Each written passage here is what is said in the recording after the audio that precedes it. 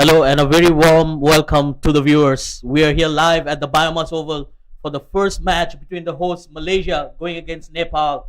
It's a bilateral series, 5 matches to come, so we can expect a lot of fireworks.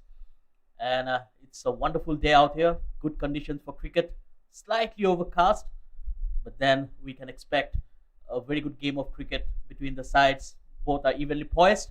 But before we go any further, I have Harman down there with the two captains for the toss.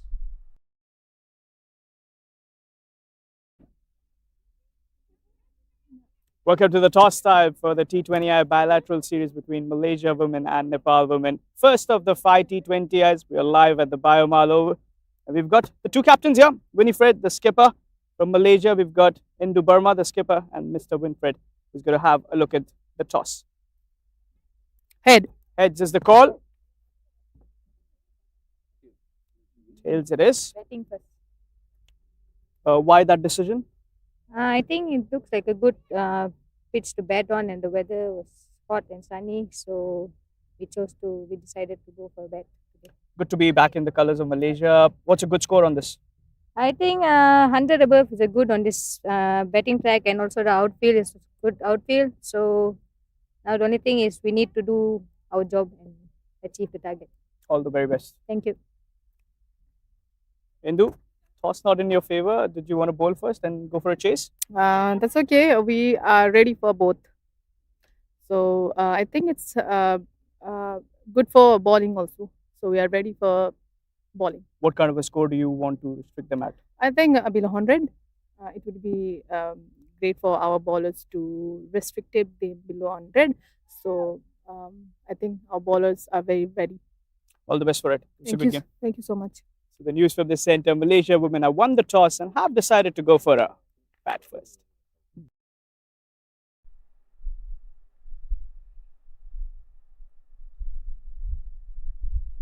Well, there you have it. Malaysia won the toss and they will be batting first. So the wicket looks good. It's dry and plenty of runs on offer. But of course, you need to bat well. So Malaysia have the two openers out there, Aina Hamiza and Wan Julia. And taking the new ball will be Pooja Mahato coming in from the Negara end. Well, the dimensions are slightly smaller, especially down the ground where we have a much smaller boundary, whereas it's very big on the square side of the wicket. But like I said, it's not going to be easy, especially against a formidable bowling attack of Nepal. They have a very good combination of both pace and spin. And recently, few of the players have played in the Super Women Series in Sarawak in Malaysia, so they will be accustomed with the conditions out here. So it's hot and humid, but the players are ready, and it's slightly unconventional when it comes to the field set, I would say. There's a deep mid wicket straight away and a deep square leg as well. So they are trying to stop the boundaries. I think that will be the key. So here comes the first delivery. Pooja Mahato on the way. That was a fuller delivery. Slight bit of movement towards the batter. And with that, my fellow commentator Harman has made his way back in. Welcome back, Harman. Thank you very much, Arthur. What a lovely outing this promises to be. The first of the 5 T20Is, and Pooja with the new ball. As you mentioned, the keeper is up straight away. Good delivery, and Aina Hamiza gets off the mark straight away. Yes, you're absolutely right, Harman. I think they're trying to put some early pressure on the Malaysian batters, trying to squeeze the runs and allow them to make those mistakes up front. Yeah, they generally like playing the attacking brand of cricket. The Nepal women's side, as you mentioned, a lot of them played in the Malaysian Super Women Series, which was just completed a couple of days ago. So they do have a little bit of idea about the conditions, and Pooja with the new ball did terrific. That was slightly short of land. The punch down the ground. Very good timing. Look at that. That ball was traveling so quickly, and it was hardly a punch off the back foot. Yeah, solid timing on that one, and Julia. Had a few good outings in the Super Women series, so I'm sure that form is being continued here. And talking about Pooja Mahato, best player of the tournament, got runs with the bat, with the ball. That's the reputation she comes in with. A phenomenal leader, under 19 captain. That's put away on the onside. Another single. Yes, absolutely. Coming back to Pooja Mahato, she was the skipper in the under 19 squad, and she has led the side. And now she backs in a lot of experience as well. Very young, but at the same time very matured as a player. Yeah, age is just a number, and she defies that. And they played the finals in this very stadium, the BAYUEMAS Oval. Nepal played a few games here, so they know the conditions quite well. They played a lot of cricket lately in Malaysia, where they've been the proud hosts. That shot pulled away, but straight to the fielder. What a take! Oh, she's dropped it, and I think she has hurt herself as well. Oh dear! That was a powerful strike that hit her straight on the belly. Well, the physio is going to walk out. Hopefully, it's not anything serious, but right away, Sita Rana was down. She's a brilliant fielder. It's such a powerful strike. Shaidur, you don't want to be on the receiving end. Yes, absolutely. I think being in the com box is the safest places to be, especially if the ball is hit that hard. That ball was traveling at the rate of knots, and she did well to get a hand to it. Well, we need to be slightly critical, and it still goes down as a drop catch, and she's still down. We hope she's okay, because that's the last thing we want to see in a cricket game, a player being injured. Not only that, it's also that she's such a big player for the side. Sita Rana, excellent all-rounder, left arm orthodox spinner, comes in to bat as well in the middle order. She is up. She's a strong woman. You can see it probably got her on the arm, just at the top of the arm. You could see that ice pack is already out. They're going to have that concussion test as well, the mandate concussion test. But looks like she's fine, which is a good news. As you mentioned, that's the last thing that we want to see is an injury. You want to play the 5 T20I games. You want to see some good contest of cricket. She might just be taken off the field for some treatment. Hopefully there's nothing serious.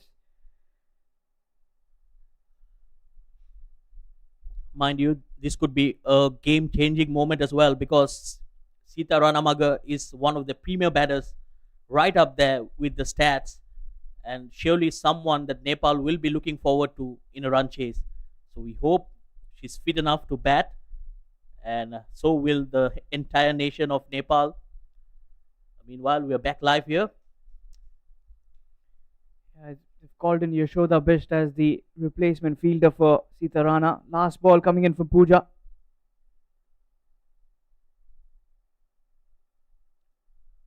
That's wide. Well, she has been very consistent with her line and length apart from that last delivery. Just getting a little used to. I think that's a little rhythm breaker as well. That little injury, we had to pause the game. That wide signal came in for Mr. Kalidas, a very experienced umpire. Alongside him, Mr. Seven. Last ball coming up. Fuller delivery again. Played on the onside this time. She finds the fielder once again. We'll end the over. Good start for Malaysia. 5 without loss.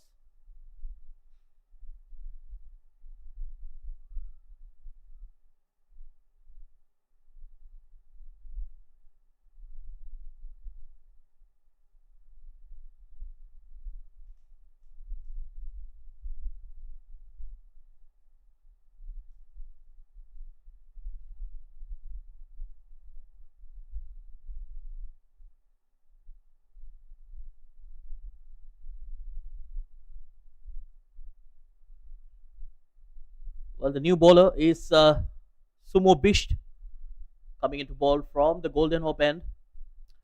Well, I think it's a very important series for Malaysia as well, especially with the head coach, Dev Watmore.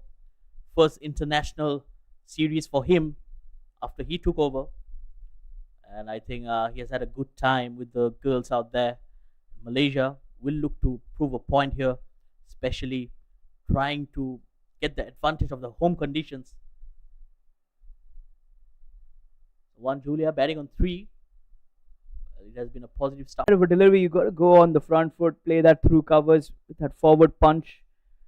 And I'm sure the head coach, as you mentioned, Sudhir Verma, will be working on all of these areas as well. It's going to be a very key series to start off with. You want to be on the winning note and beating Nepal. That's icing on the cake. Slightly was short and wide. It was very close to the wide line as well. Well, you're absolutely right. Beating Nepal at this moment will be crucial and something big for Malaysia. Well, talking about Nepal and the cricket, the fans, they have been wonderful. Nepal fans around the globe, we have seen that craze and the love and passion for the game. And recently, they have beaten the men's senior team, beat West Indies 2-1. So I think that's a big achievement. Everything's been going well for the senior side, and I'm sure the girls will also be backing themselves to give a similar result to what the men's team did. A good delivery in that similar length.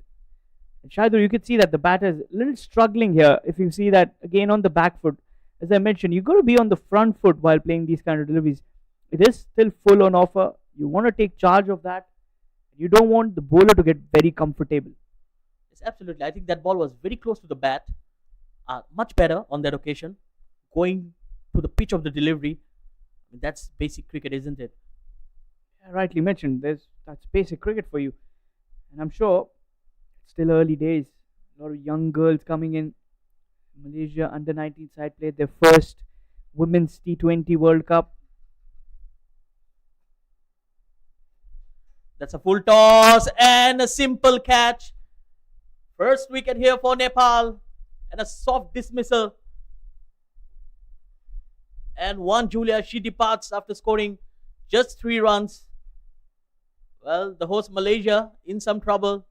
They have lost an early wicket. Yeah, that was a sitter of a catch, you would say. And Suman Bish, with those dot deliveries, she started dominating and she gets the wicket. Fuller outside off and a simple catch. Didn't have to move much either. Rajmati Airy with the catch. 5 for the loss of 1 after 2.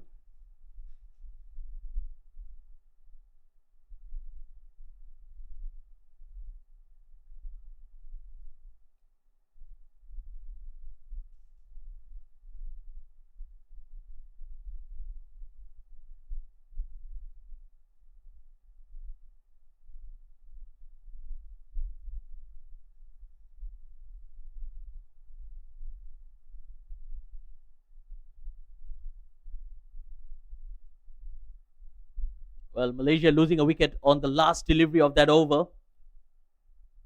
To be honest, it was an average delivery, a full toss outside the off stump. But Juan Julia just made a mess out of it, hitting it straight to the fielder, no timing whatsoever. And that brings in the captain of Malaysia, Winifred, out there. Pooja Mahato will continue in here. Beautifully bowled and well played as well. Aina Hamiza looks to be in good touch. She's played with a positive intent, driving it on the full. Pooja Mahato, terrific previous series. The YSD Malaysian Super Women Series, picking up 9 wickets, scoring just around 100 runs. That was on the pads. Probably will be called a wide. They're running hard. Might go for the third. No. Well, this just clip the pads and a leg by given by umpire Kalidas. Well, again, Pooja Mahato just getting a lot of movement in the air into the right hander. Yeah, that's a variable that she does quite well. She knows how to use the new ball and very effective towards the death overs also. That shows the quality of this player. She's been playing a lot of cricket, as you mentioned. Very matured cricketer. Again, slightly fuller. This time it's played well. Again, a single. Well, Malaysia won't mind the singles, but they need to preserve those wickets. Yeah, just try and build a partnership here. You still have a lot of batting to come in. You do have Dania, who's been in very good touch. Mas Elisa is another very good, promising talent. I feel these two players are the real intended talent that Malaysia women's side have. And There's all positives coming in from Malaysia women's side and the men's as well now, who have gone to Oman for the big T20 World Cup qualifiers. Wishing them all the best. That's well played once again, this time in the gap, but again, just a single. Yes, the senior men's team in Oman right now, they will be eyeing for that spot in the World Cup. Completely agree. It will be a dream moment for those 9 teams. Out of the 9, 3 will go into that T20 World Cup, the men's T20 World Cup to be played in 2026 in India and Sri Lanka. That's a good looking shot in the gap. Oh, fielder does well. Desperate dive to get there. Good fielding. Saves a couple of runs for the team. Yeah, that's Riya Sharma in the deep. She's absolutely brilliant. Saving a boundary, saving those 2 important runs. Every run matters. Look at that save. Very well aware of the boundary line as well. 11 for the loss of 1. It's a good start, I would say. Although you've lost that one early wicket, but if Winifred and Aina can build up that partnership, don't lose a wicket inside of the power play. There's absolutely a lot of experience out there. Aina Hamiza and Winifred both have been there for quite some time for Malaysia. Meanwhile, that's the end of the third over. 11 for 1.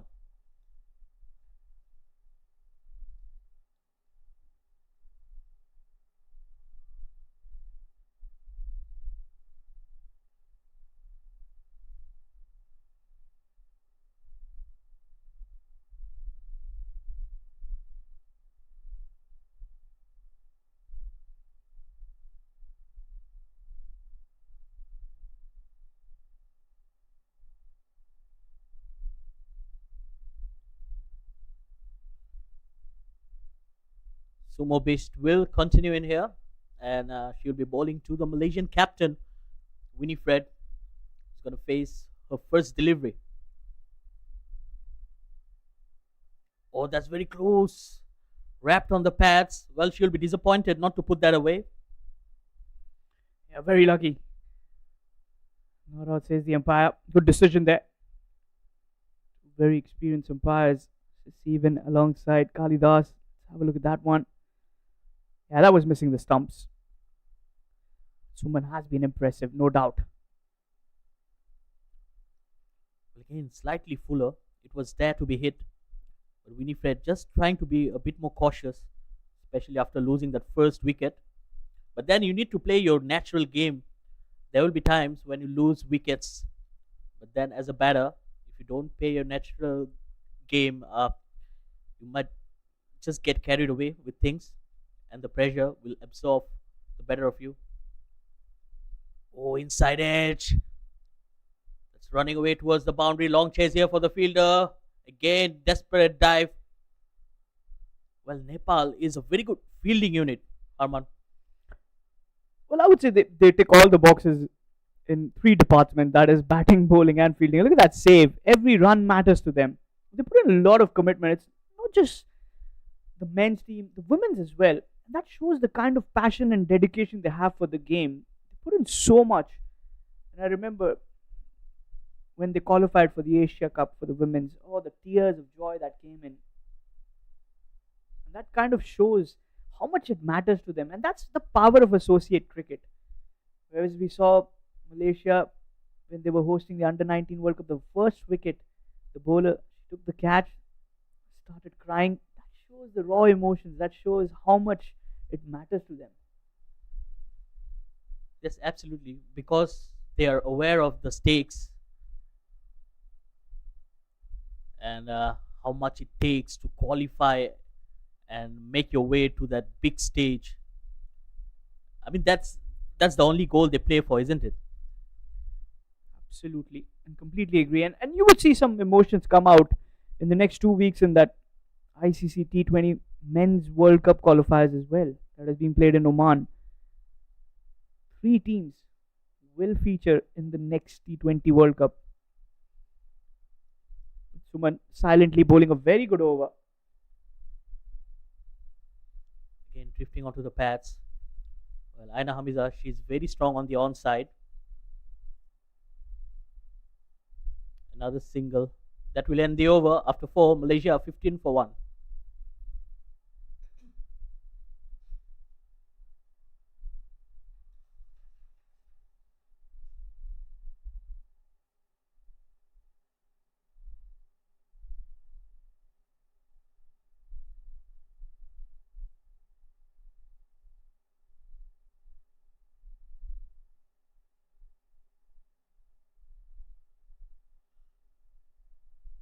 Well, there's some good news for Nepal as Sita Ranamagar is back in the field. So it's good to watch. And she has recovered. Took a blow earlier on. And meanwhile, it's Pooja Mahato who will continue here. Ball 2 overs for 9 runs. Coming in to bowl her third. Good bowling. Just pushing the batter on the back foot. It's a little tricky there. They've been using all 3 overs of Pooja, which is almost the end of her spell. One more over remaining. Could have left her for the last death overs, or probably they just want to go for the attack. What do you think on that approach, Shahidur? Well, yes, I think they have their plan sorted out. And I'm pretty sure. Oh, that's a full toss. Aina Hamiza not being able to put that away. Well, coming back to the point, I think Nepal, they have a lot of experience and they have a plan sorted out. And I'm sure they know what they're doing because they have good spinners and who can come and bowl in the death overs as well. So they're definitely a side that's not worried about experimenting. And it also shows the depth in the side as well. Oh, slightly short and wide. Another dot delivery. Good over here. 3 dot deliveries on the trot. That has been really good. Some real good cricket.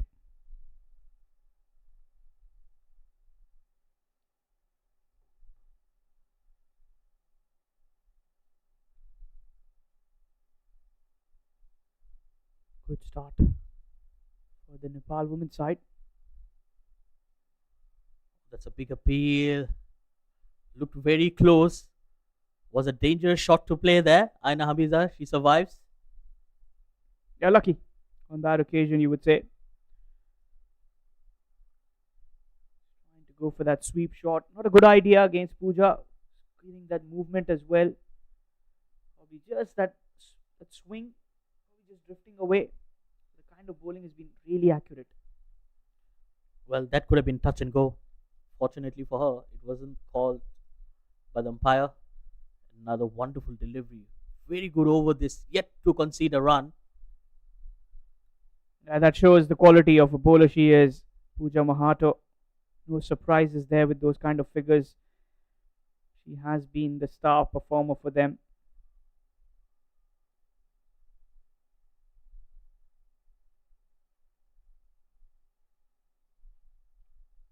In the air, but will be safe.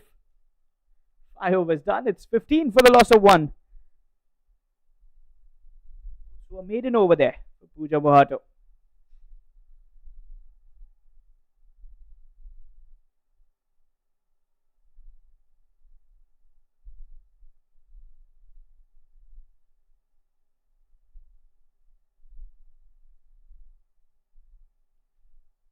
Well, first maiden over there, and straight away the wicketkeeper going to the bowler, congratulating her.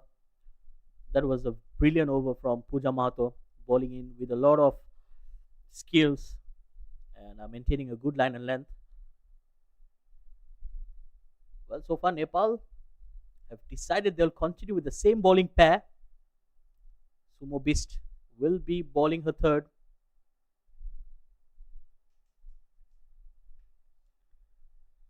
The idea is simple. That they want to use both the new bowlers till the power play. You could see another similar delivery just away from the off stump, just targeting that 5th stump there. Suman Bish, 2.1 overs, just conceding a single run of that previous over. Winifred, a lot of responsibility on the skipper. This time it's going to be a wide, just above the trim line. Yes, I think that's something she did really well. Suman Best taking the ball away from the right hander, creating that angle for herself. I won't mind to see her sleep in place as well. Good idea. I hope the skipper listens to you. That's a full toss straight towards mid on. Chance of a run out. In the end, a quite comfortable single.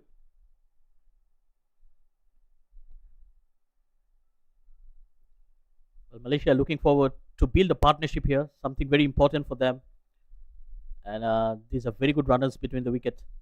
Look at that. It was played straight to the fielder and getting there comfortably. Good running once again. A lot of experience between Winifred and Aina Hamiza.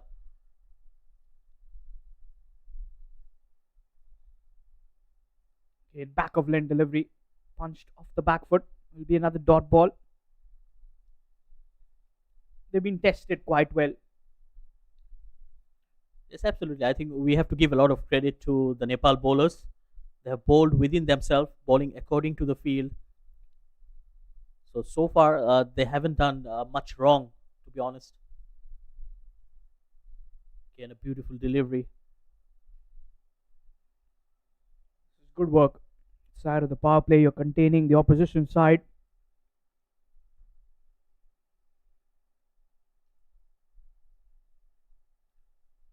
And I think it will be interesting to watch who will be bowling in the next over as well, because both the bowlers have bowled 3 each. Will Pooja Mahato be given another over? That's pulled away beautifully from Aina Hamiza. That will be the first boundary of the bat. Again, slightly short, and she put it into the gap with perfection. That was some timing on that shot. And I will pump the Kun. 4 runs. Confidence booster there. Pulled away beautifully.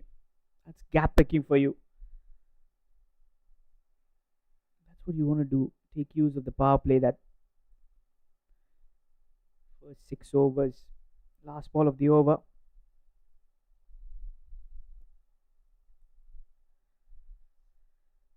You reckon it's a good start? 21 for 1 in 5.5. Last ball of the power play. Another full toss. There will be some work for the fielder. It's got to beat the fielder. Back-to-back boundaries for Aina. This is good clean striking. Putting the pressure back on the bowler. Another full toss. And given the right treatment. It's a beautiful looking shot once again from Aina Hamiza. That will boost her confidence. And look at that. It was a low full toss. Probably not an easy shot to play, especially against a ball that's not too high. But again, exquisite timing. Back-to-back boundaries. Malaysia getting on a move here. 25 for 1 after 6. That will be the end of the power play as well. So decent power play, I would say. Completely agree. Not a bad power play to start off with. Now, the skipper has been urged to go back to spin. I feel I saw Ria bowl really well inside of the power play in the women's series. She should have been used. And that's Mr. Kalidas. A very known face, not only in Malaysia but in the world of umpiring. And Ria Sharma will be looking to take that wicket. She's a very good bowler. Quality bowler. Tries to drift the ball in. Doesn't rely much on flight. Quick. And that's what you like to see in modern day cricket. Yes, absolutely. I think in modern day cricket, we don't see bowlers trying to spin the ball much, but they try to bowl much flatter. We have seen from the male side as well, especially Malaysian senior side that has a lot of spinners who are like that. The likes of Khizar Hayat, Vijay Unni. Well, she starts off with a white. We are living in an era of quality spin bowlers. Especially the left armers have been dominating the T20 world. Not only in the international cricket circuit but also the associate world.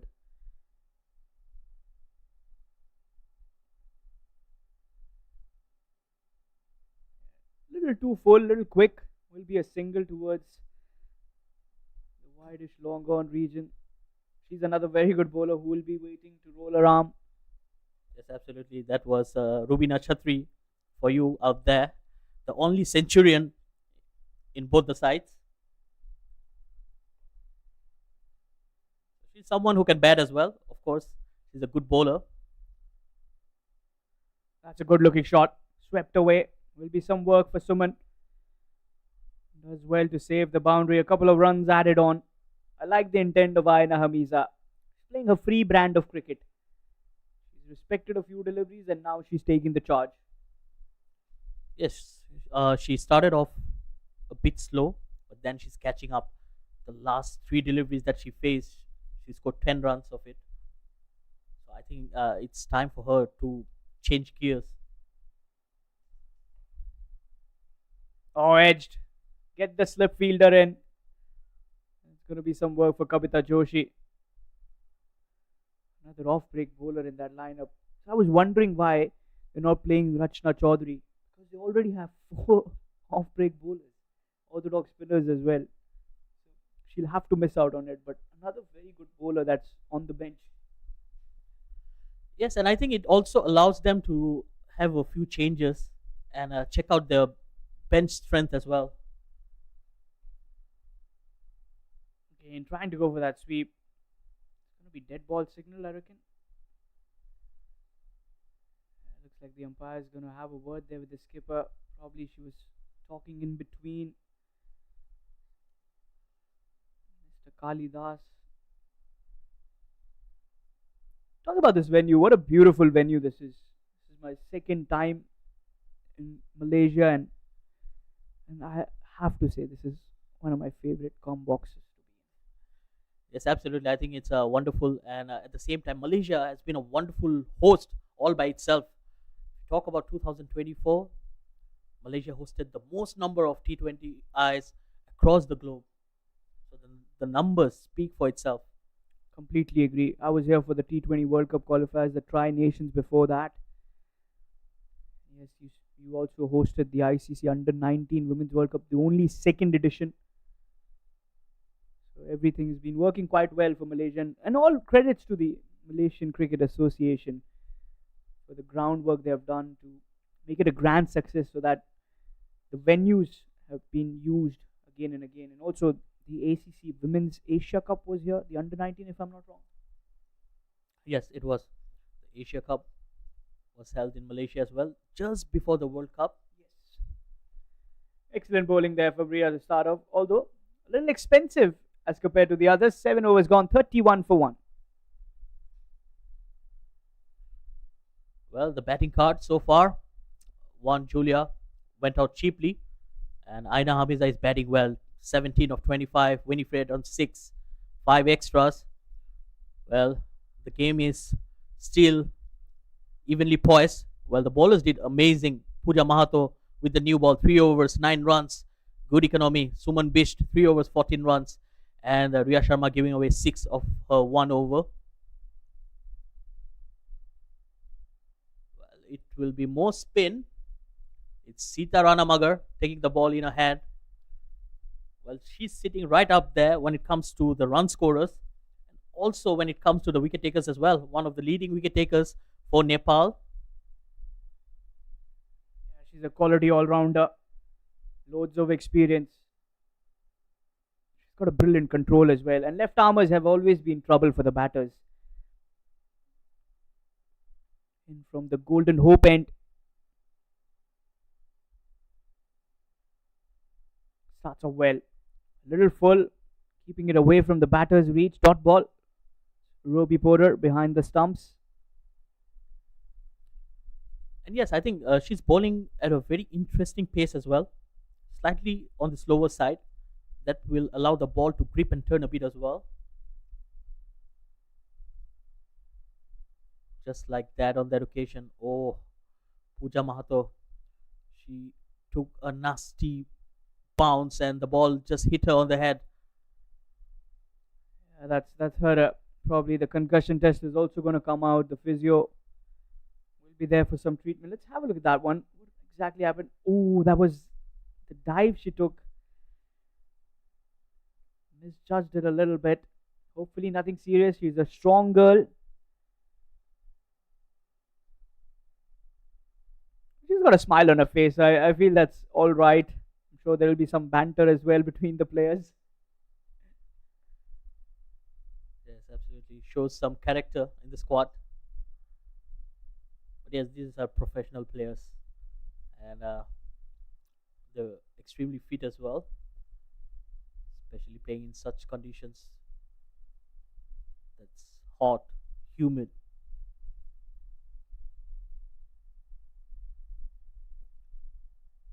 Well, she's all fine now, Pooja Mahato. The Malaysian batters take a drink as well. A good time to get a little water in there, get hydrated, probably have a message from the coach sent in. Aina Hamiza, she's been impressive. 17 of 25. Winifred, 7 from 11. Not bad. I think anything over 120, and it could be a good task if they can bowl well, because Malaysian women's side have a very good bowling side also. I think more than their batting, they dominate with the ball. Yes, absolutely. I think they have a very tall lineup of bowlers as well. A lot of spinners, a lot of off spinners, especially that duo of Mahira Izzati and Noor Dania.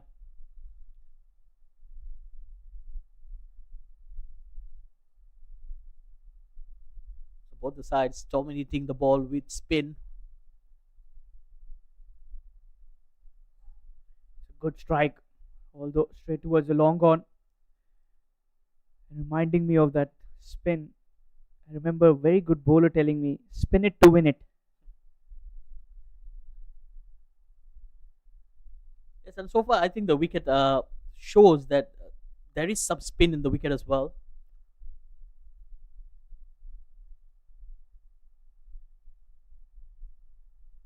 Will be another single worked away. I like the thinking here from the skipper. Not playing any risk eliminated shots. You got to be a little calm and composed. Try pick up those ones and twos, and that's exactly what they're doing. 4 or 5 runs and over. That's perfect. You will get one bad over where you want to take on the bowlers. That's what they've been waiting for. Not losing wickets is the key. So full marks. Yes, and a decent partnership growing in here as well. Aina Hamiza doing the bulk of the running. That's a good delivery. Judging it quite well. She's waiting for that wrong length on offer. Sita Rana showing some control here. Last ball. Another sweep shot. There is a fielder. And Ria is like a wall, saving those. Although there was an overthrow. Good backup. It's the skipper Indu Burma. 3 of the over. 8 overs gone. 34 for the loss of 1.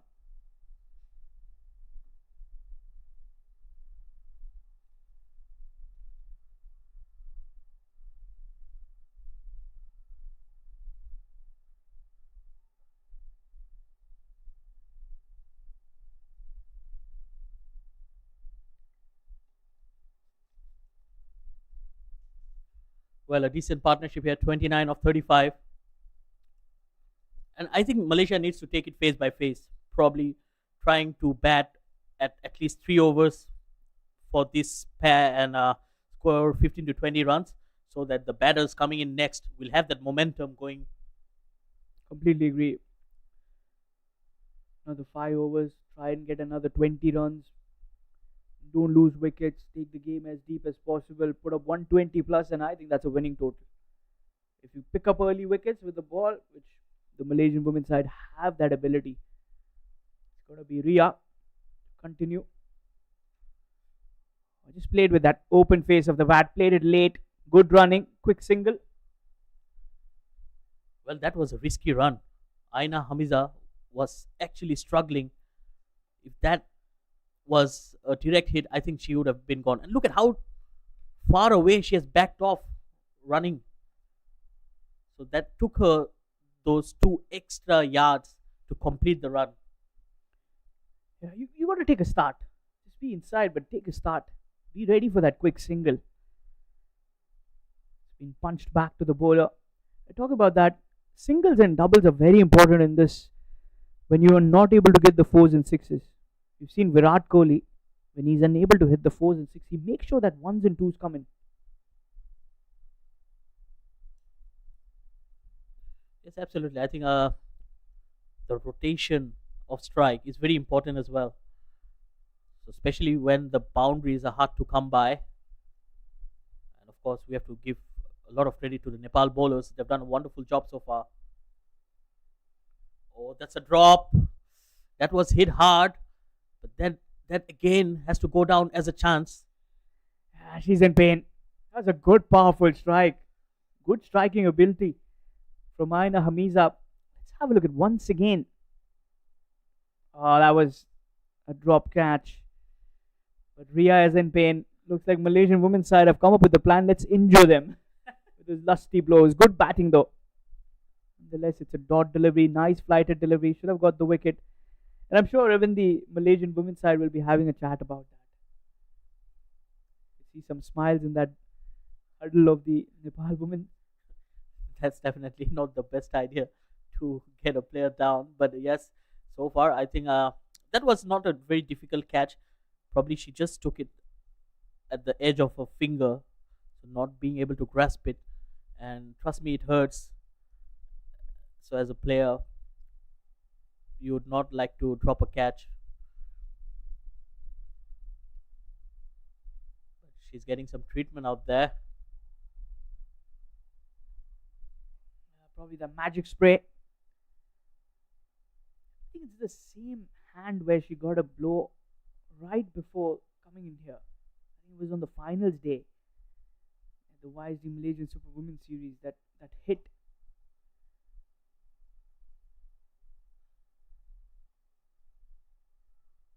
It's turning out to be good over though. Shaidur, a quick question: what do you think could be a good score batting first? Well, looking at both the sides, I think, like you said, 120 can be very tricky on a wicket like this, especially when Malaysia uh, has a lot of spinners into the squad. And I think 120 could be very challenging here. Yes, take nothing away from the Nepal side. They're very strong. They have Rubina Chatri, Sita Ranamagar, who can really bat. But then it's just the conditions. Good looking shot there. Just a run. But again, very good timing from Aina Hamiza. She's oozing in confidence right now. That was a good strike. Playing that down the carpet, where the risk is very little. Couple of runs of the over. There's one more delivery remaining though. The partnership turning out to be a good one. This could trouble Nepal. Very sensible as well from Winifred. Just playing that for singles. She'll keep the strike. 9 overs gone. 37 for the loss of one. The Malaysia women's side.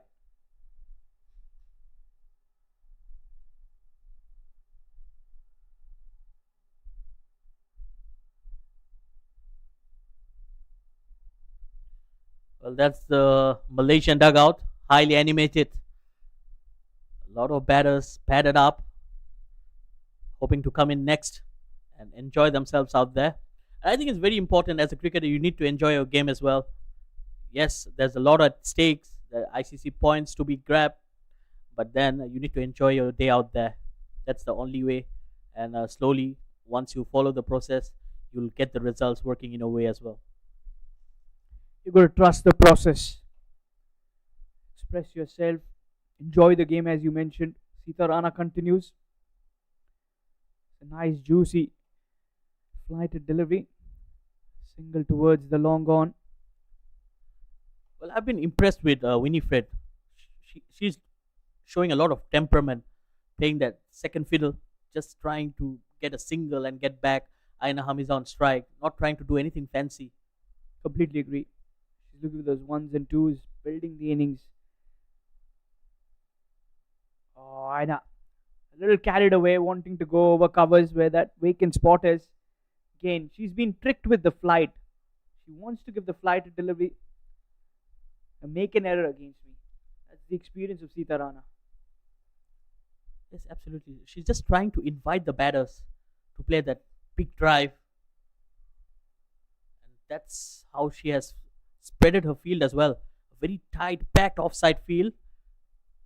Trying to entice the batter to play that ball in the air. She's making the batters go for that aerial route, which is always a very risky one. That's going to be a wide. Well above the trim line. Again, flight. This could be a little troublesome as well sometimes. When you give too much of flight and the batter gets control of it.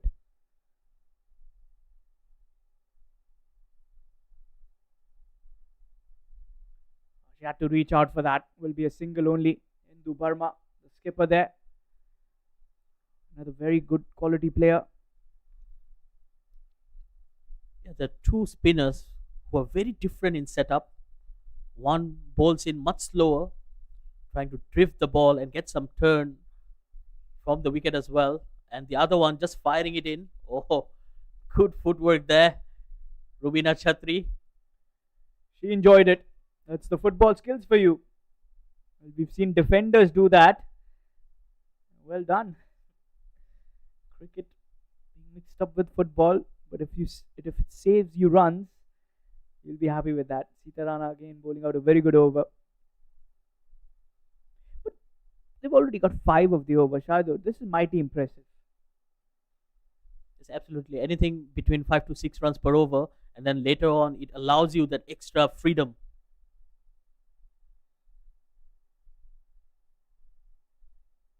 Well, a dot ball to finish it off. 10 overs gone, halfway stage, 42 for 1 as we head towards the much needed drinks break.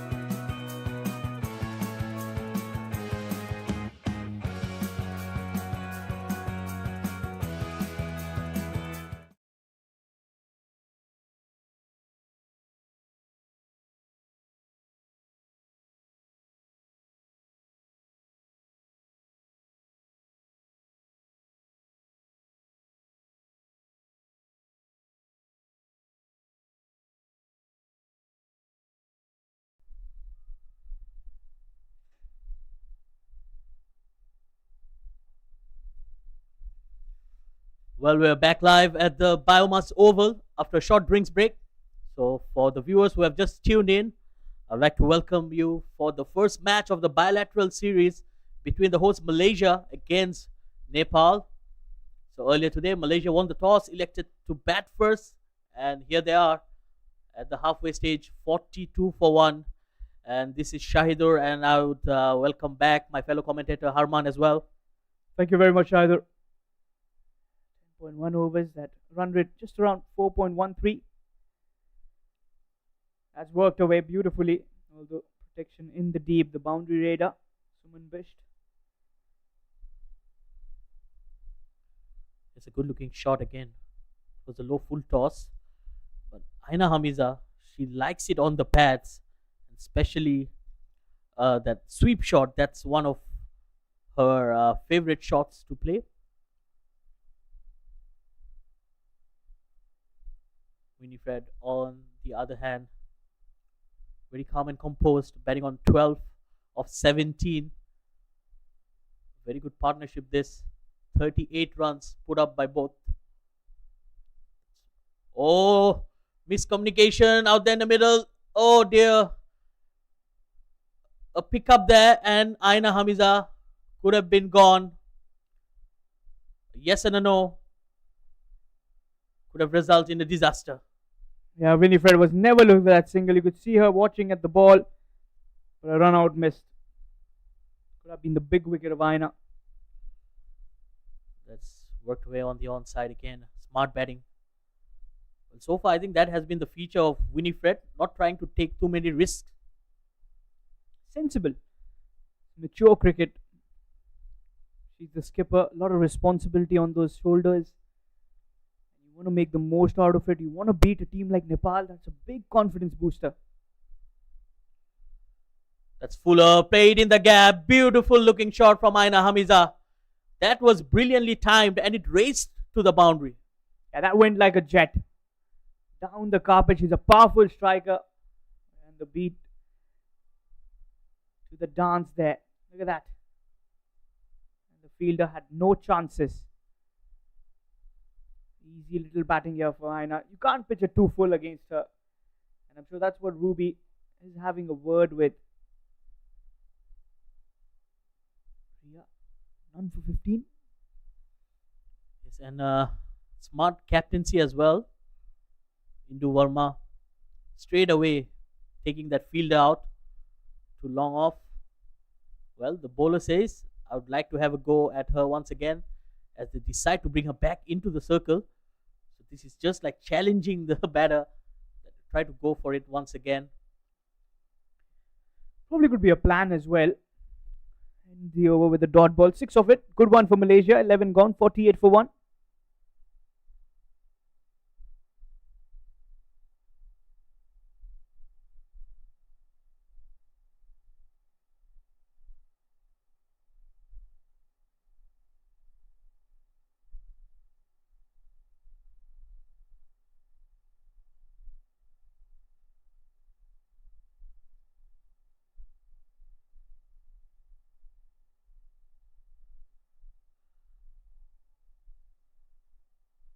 Sitarana will continue in here.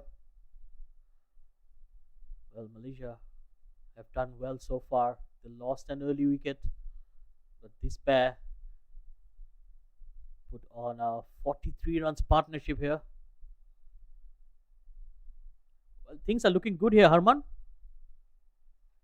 I'm sure the dugout of Malaysia will be quite relaxed with the kind of start they've got. Last 10 overs. Now you got to bring in a little attack. Flighted trying to use her feet there, Winifred. But again, it's that flight that's creating a bit of trouble. She's inviting her to go for the big shot with the long off and the long on for that catching. It's a good trap being set up. She's a smart bowler. It's cut away. No timing whatsoever. Winifred just trying to hit the ball too hard, getting the bottom of the bat. And also not getting the gap now. She's got a very big vacant area. No one there in the deep on the offside. This is something that they'll be liking. All you got to do is clear the circle. Good looking shot, but straight to the fielder. Good captaincy. I think they have a plan in which is set for both the batters, trying to entice the batter to play towards that offside.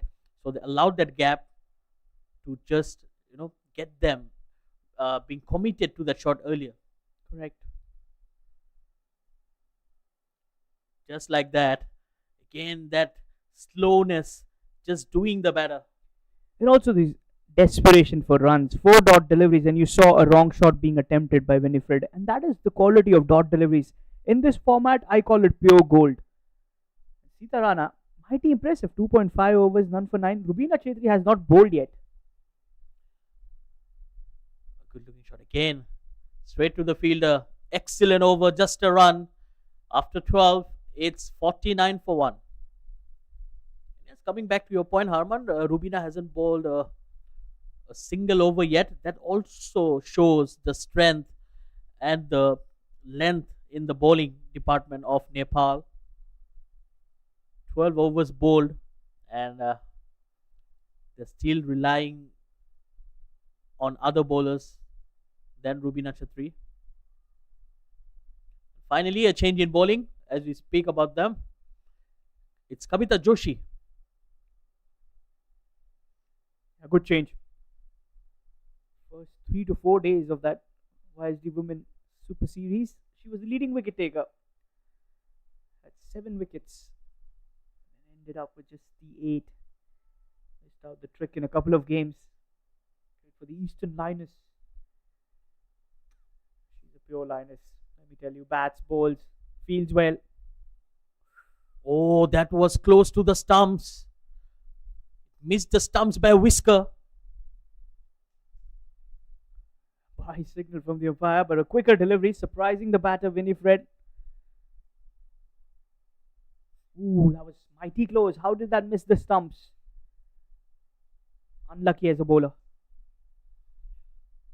Nevertheless, a good start to the over. Slightly on the shorter side, I would say. Much better. Much quicker as well. That hurried onto the batter. Was quicker, was targeting the stumps. Brilliant bowling. 50 on the board for the loss of 1 wicket. 50 up.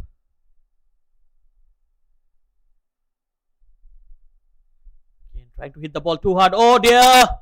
That's absolutely suicidal. There was never a run there, and Aina Hamiza, who's looked to be in such a wonderful form, she departs in the most unconvincing manner. Yeah, she's gifted her wicket. She has thrown away her wicket there. Straight towards Indu Burma. There was nowhere a single there. You could see, not getting the power on it. And Indu, very smart, didn't go for the throw. Knew that she could make it up to the stumps. Breaks the timbers. And with that, second wicket down. 50 for the loss of 2. But a good knock. As Marcelisa will walk out in at number 4. Another very promising batter. Well, Harman, there was no need of that run, wasn't it? Absolute bizarre way to get out. She was batting so well. I think the runs had dried up.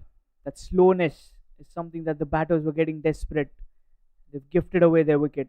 There was absolutely no need, as you mentioned. You're batting so well, you would have got that single occasion. This was not worthy of a single. You want to take risk. If you want to do it in a conventional way. Try to break the shackles.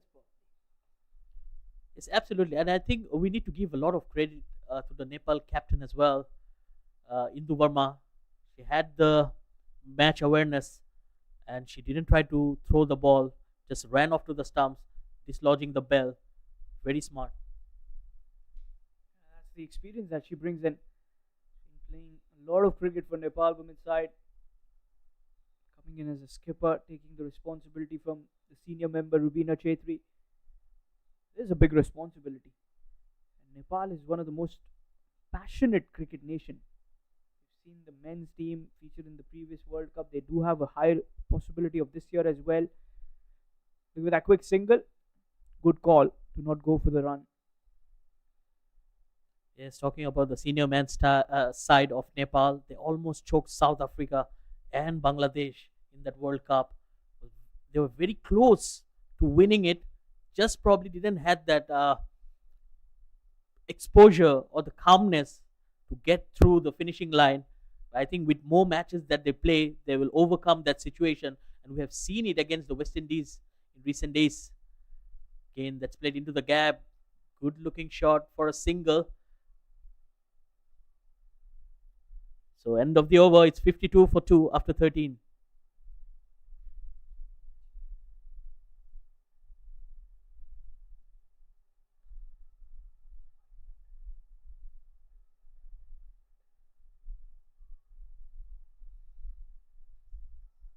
Yes, the Malaysian dugout, highly animated. And I think they can sense if they bat well here, they will be in with a chance. And especially with those two players out there, Winifred and Marcelisa. Marcelisa, for me, maybe her stats doesn't speak out, but she's one of the best batters in the Malaysian side. She has been there for quite some time, missed out the previous series due to an injury, and now she's making her way back into the national side. Yeah, completely agree. Mighty impressed with the way she carries herself, the kind of temperament she has with the bat ball, and good leader also. Yes, absolutely. I think she's the vice captain of the side, and every time Winifred is not around, she takes the captaincy hat as well. So plenty of experience behind her.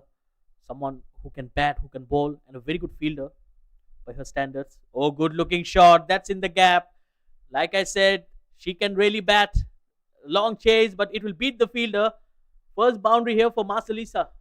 Yeah, it's a lightning fast outfield here at the BAYUEMAS Oval. And what a good shot. Just placement. When you're talking good about her, she gives you that reply with the bat. Such a fine cricketer.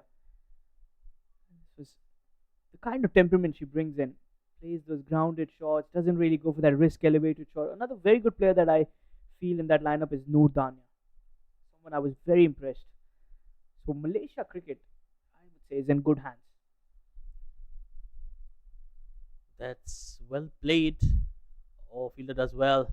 That ball was traveling there, going for the second. Oh, poor throw there. Yeah, could have done better.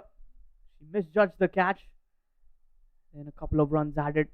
Good batting here from Marcelisa. A little attacking mode on. She knows there's only 6.3 overs after this. That's the right approach going forward. Yes, absolutely. A pretty positive start. Batting with a lot of intent.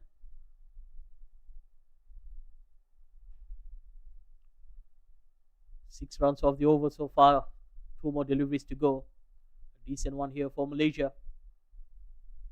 Again, good looking shot in the gap, but this time there is a sweeper out there, just a single.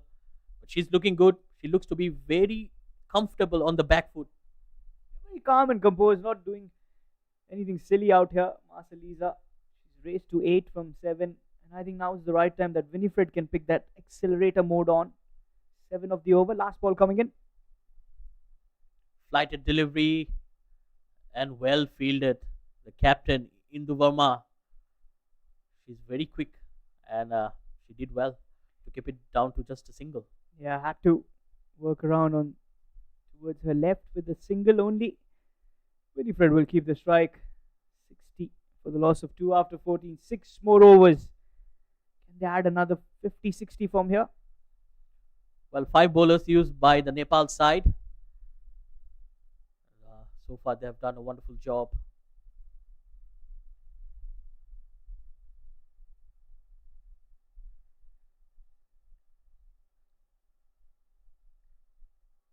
Well, Kavita Joshi will continue in here. Well, Harman, talking about Kavita Joshi, it reminds me of Kavita Kunwar as well. She's missing out. Yeah, Yes. she's missing out from the squad. I mean, she's one of the players I was really looking forward to, especially with that extra pace. She always brings in that X factor in the side. Very dynamic with the bat as well. Very attacking. Nice to go from the very first delivery. Played straight to the bowler. And I think she's missing out because she had an injury that she's citing to. She just played 2 games in that YSD Malaysian Superwomen series. And after that, she got a strain in her back or belly region. That after that, we didn't see her. Yes, I think, oh, misfield there will result in an extra run. Excellent match awareness, I would say, from Marcelisa. That was She's- absolutely brilliant. Absolutely brilliant there. Look at that, converting the single into double. The fielder took it a little too lightly. Shaidur, that's something that you don't want to see on the field. Getting complacent. Yes, so far the Nepal side have been exceptional when it comes to fielding. Apart from that, oh, straight to the fielder. Winifred once again. She was halfway down. If the throw came towards her end, she would have been out by a mile. The fielder not really looking towards where she wanted to go for the throw. How costly would that be? Big appeal there. Probably just going down the leg. So Winifred, we can see she's getting on the nerves, on the nervous side as she's trying to create that shot. So far, all those dot deliveries piling up pressure on her and will create some frustrations. And from that shot, it's pretty visible. Completely agree. Played down the ground. Just a single. Again, Nepal won't mind the singles though. Nepal, at the toss time, the skipper said anything under 100 is something that we'll be more than happy about. Last 5 overs, the slog overs, that is somewhere I think Lisa is going to take responsibility and go for the big heaves.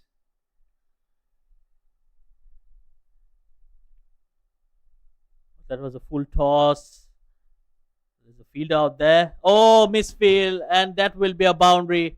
One of those rare occasions we have seen two misfielding in this over. One went for a couple. This went for a boundary. That was a good shot, good placement, a lot of ground to cover for Suman Bisht. She got there through the bridges for 4 runs. Ends the over with a boundary. Lisa looking really, really good. Moves to 12 of 8. 67 for 2 after 15. 5 overs remaining. The slog overs coming up.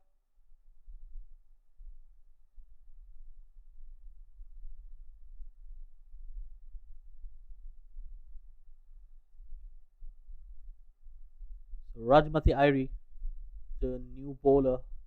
Another change in bowling here. Well, I thought Nepal might be going in with 5 bowlers only, but they have introduced the 6th, Ruvina Chatri, yet to be seen. So it's a good problem to have for the skipper, that she's got so many options in that lineup.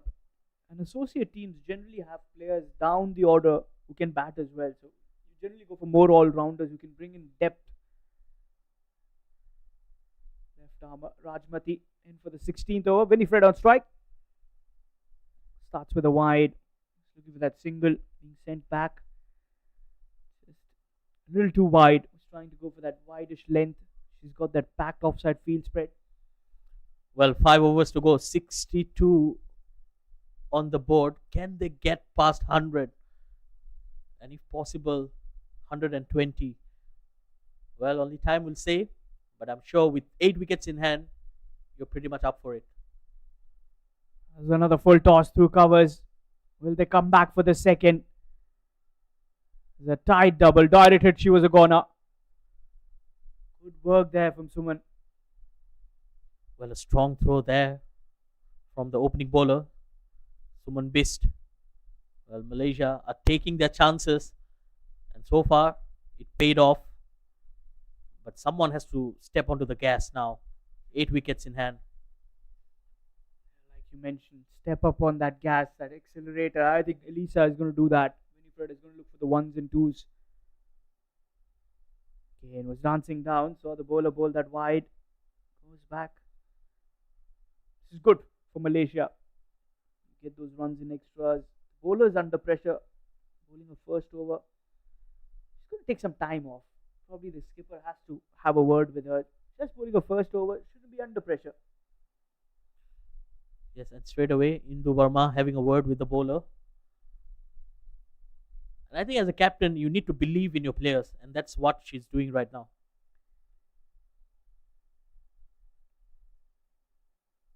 Winifred goes on the onside. Should be looking for the second. Comfortable double. Good running. Good placement. Right away called for the 2. Yes, excellent running there. Winifred moves on to 23 now. She'll be handy with the ball for Malaysia as well. So the Malaysian captain is trying to take the lead from the front. So far, she's looking good out there. Outside edge, should be a catch. And the catch is completed, although the umpires will want to have a refer. Looks like the umpire is going to have a look at that one. The leg umpire will be called in. Well, amazing sportsmanship spirit there shown by Pooja Mahato. It looked to be a catch, but she said no, it dropped, and she called for the umpire straight away. Kudos to Pooja Mahato. Wonderful scenes here at the BAYUEMAS Oval. Absolutely brilliant. Dot ball. Big swing and a miss. Lisa on strike after that drop catch. Winifred with the lifeline. Do you think 120 is on the cards? Well, Malaysia should get there. foundation has been set. But then you need to bat well though. That's in the air again. Just one bounce to the fielder. Another single. Well, Harman, we always talk about batting, bowling, and fielding.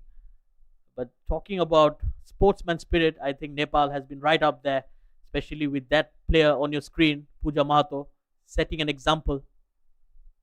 Absolutely.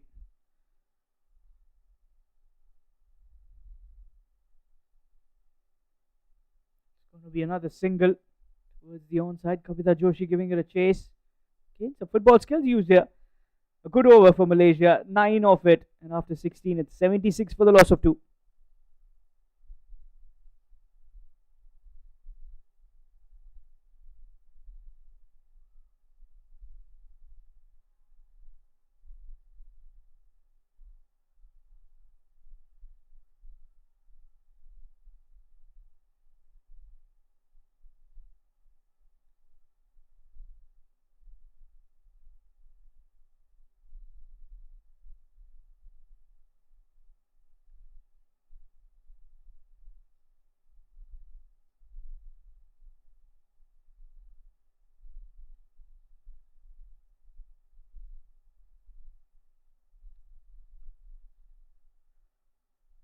Kavita Joshi continues.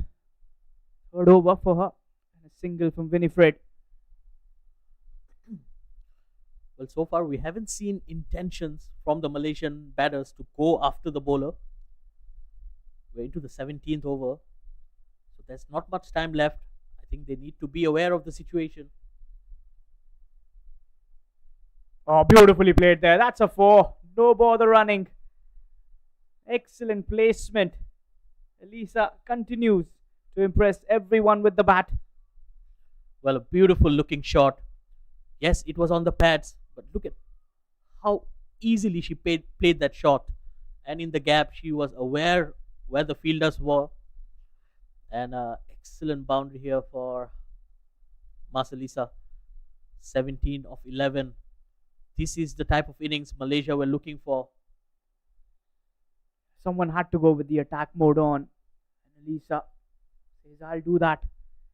And at number 4, soaking in all the pressure.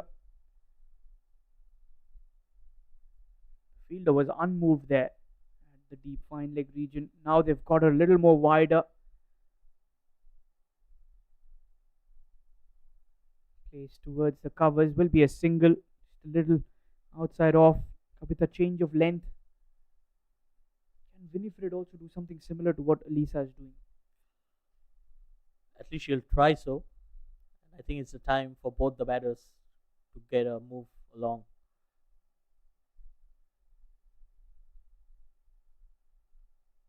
Just straight towards the gully fielder. No run on offer. As you mentioned, Shaidu, there's not much time left now. Just another 3.2 overs. Yes, absolutely. And it's a T20 format, so it's a high voltage game. So you need to be at your A game all the time. Just towards the deep. Just a single. Are they going to push back for the 2? No. Good call. Never a double there. Yes, that would be the last thing they would need right now, Malaysia. We have seen one bizarre run out of Aina Hamiza. The last delivery coming up here. That's beautifully played on the onside. Just a simple punch. She's looking good. Again, they're pushing the fielders. And I think that's the right ploy. You have to keep the fielders on their toes. Malaysia ends another over. It's 84 for 2. So far, the bowlers have done a wonderful job. Straight right up there. Pooja Mahato, 3 overs, 9 runs. Suman Bist, 3 overs, 14 runs and a wicket. Riya Sharma, 3 overs, 15 runs. Sita Rana, she's bowled out, giving away 17 runs. Kavita Joshi, 17 runs in a 3 overs. And Rajmati Aire was slightly expensive, 9 runs and 9 extras as well. And this is a decent partnership. 34 runs put on by Winifred and Mas Elisa. It's turning out to be a good partnership, a partnership that can hurt Nepal. The skipper Indu has gone back to Suman Best. Even Indu hasn't bowled. Probably keeping the resources covered for the next games. Probably the next game you might see some new faces come in that lineup also. Suman has bowled well, 3 overs, 1 for 14. Let's talk about that field spread. She's got deep covers, a long off, a long on, and deep mid wicket. Yes, absolutely. And I think it's a long series as well. 5 matches to be played. So they need to keep their genuine bowlers for later part of the tournament as well. But at the same time, they're also checking out the options that they have in the side. This could be a series where they can use those bench players as well. Elisa gets that from the toe end of the bat. Will be a chase for Pooja. Should be a comfortable double. Oh, another misfield there. Slight little fumble. Elisa wants the third. And they will get the triple. Excellent running. Winifred running towards the danger end. That's absolutely brilliant. Again, great awareness from both the batters. Mas Elisa just getting the under edge of the bat. And look at that. This time the full footballing skills let her down. Pooja Mahato on that occasion. Triple there. Winifred quick to respond. As you mentioned, it was all about that match awareness. 87 for 2. 13 away from that 100 mark. That's going to be a wide. Sliding well above that trim line. 88. 12 now short. Looks like 120 is on the cards. Yes, absolutely. They still have 8 wickets in hand. And look at that. They have already got 4 runs of the very first delivery, including the wide. So even if they add on another 5 singles in the over, they'll get 9 runs from it, which is good enough. Just inside. No signal from the umpire. She's been using the angle quite well, coming in over the wicket. Suman into her last over. Yes, we haven't seen much of movement in her bowling, apart from that general angle that she's creating coming from over the wicket. That was a full toss. Should be a catch. Kavita underneath. Simple. As simple as it gets. She is safe as houses. And finally a breakthrough as Winifred departs. Suman strikes. Gets her second wicket. Well, a low full toss. And the Malaysian captain falls for the trap. No timing whatsoever. And a simple catch. So that brings to an end to the Malaysian captain's innings. 27 of 41, slightly on the slower side. But yes, it wasn't easy for her to bat on with the wickets falling around her. But I think she'll be very proud with the innings that she played. Absolutely a good captain's knock. As Mahira walks out in at number 5, joins Elisa. Another good clean striker. Now with the finishing touches that the Malaysia side needs. Good outing.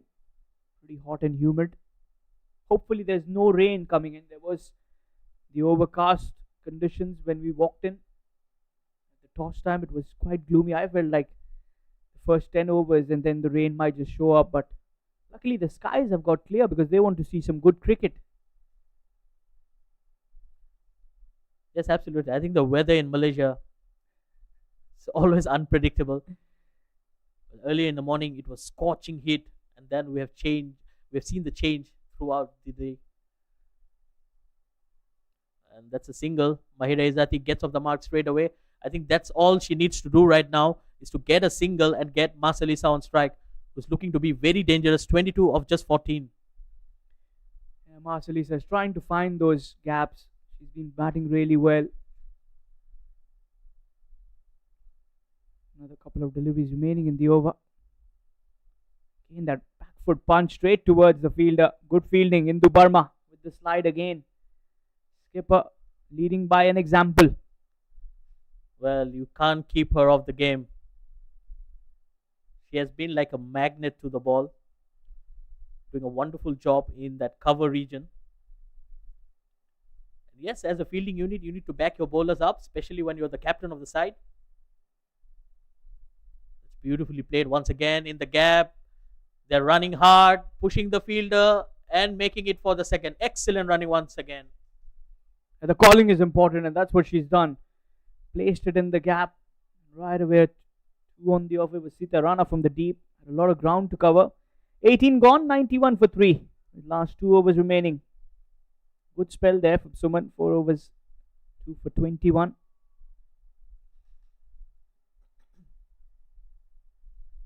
Yes, Suman Beast slightly on the expensive side. But yes, she took those 2 wickets. And finally, Rubina Chatri takes the ball in her hand. I think they've realized that this is the business end of the game. The 19th over. Very crucial time to come in and bowl. Yeah, probably just giving her a chance to roll the arm.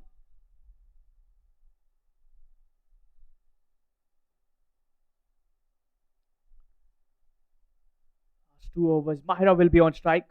What's her approach going to be against a seasoned bowler?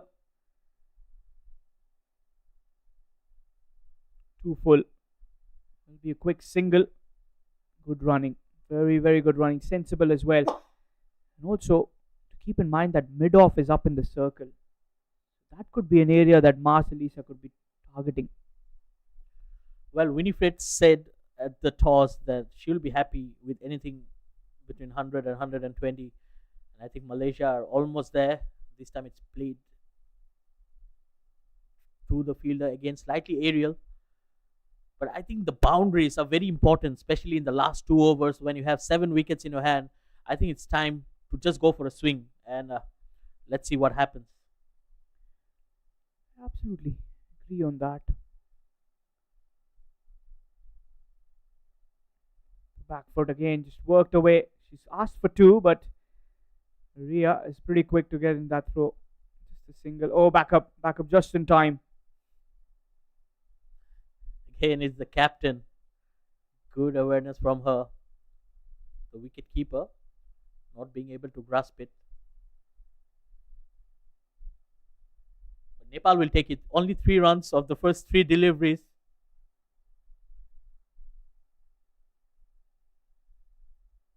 Advances down the track and straight on to the stumps. Missed by the batter, but not by the stumps. Timber there as Rubina puts the impression of a wicket right away. She comes into the attack. 94 for 4. What an important wicket there of Mas Alisa. Well, Rubina Chatri saw her coming down the track and pushed it right into the stumps. Almost yorked herself, Mas Alisa, on that occasion. But that's where all those experience come into play. Rubina Chatri coming in a time where the pressure was on the bowlers and they got that important wicket of Mas Alisa, 94 for 4. And I think also Marcelisa got a little carried away, lost her balance in that process. Was darting in straight onto the stumps. I think she almost got tempted with that previous delivery, which was bowled much slower. So she was expecting something like that, and Rubina Chatri just changing her pace, firing it at the stumps. Very good observation there. Rightly said. But Noor Dania, all eyes will be on her. Another quick delivery there. Rubina showing the experience. Another excellent delivery. Oh, that was very close to the stumps as well. Well, every dot delivery now is like gold dust. Oh, that's cut away into the gap. That might run away for a boundary. Fielder giving it a chase, but it will beat the fielder. Noor Dania gets off the mark with a boundary. These are crucial runs here. Malaysia 98 for 4 after 18. In fact, after 19. That was brilliantly cut away. She knew the third was up in the circle. All she had to do was beat her. As I mentioned, Dania and Alisa, these are the future cricketers. Lot of potential for them. Last over. Looks like it's going to be Pooja Mahato to bowl that. No surprises. Starts with the new ball, ends with the similarly old ball. Yes, absolutely. And 98 for Malaysia. Can they get 210 at least? Well, Noor Dania and Mahira Izzati, that's the bowling pair I was talking about.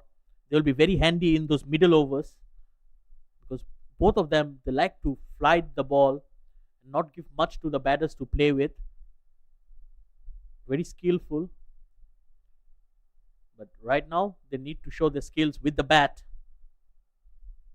As the last six legal deliveries coming up, Pooja Mahato will be coming in from the Golden Hope end.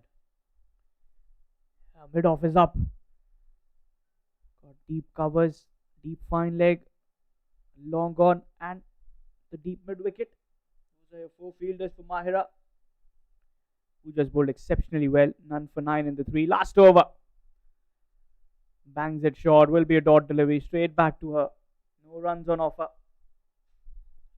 Yes, a good start to the over. Pooja Mahato. She's very skillful, very good with the ball. And she did an amazing job with the new ball, giving away just 9 runs in her 3 overs.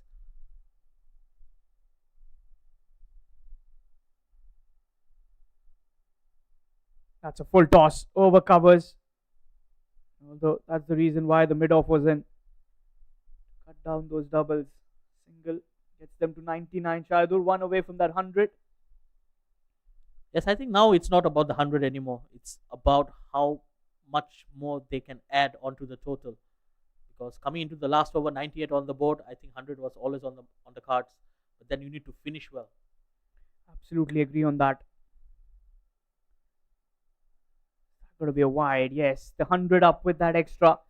Banged in short. She's trying to probably go for some fuller length, but missing it. Yes, that delivery almost landed twice before going on to the wicket keeper. So shows the lack of pace as well. Probably just trying to bowl it a bit slower. It's been beautifully placed through covers. Will only be a single. Rajmati there in the deep. Oh, they're pushing back for the 2. Excellent running. Putting the pressure on the fielder. Converting the single into double. Well, that wasn't the best of throws. And again, Malaysia taking their risks. Yes, she was almost halfway out if that was a direct throw from the deep. But 102 on the board. 3 more deliveries to go. I feel 106 is what they'll end up with. Another similar strike. This time should only be a single as Sita Rana cuts it off. 2 more deliveries remaining.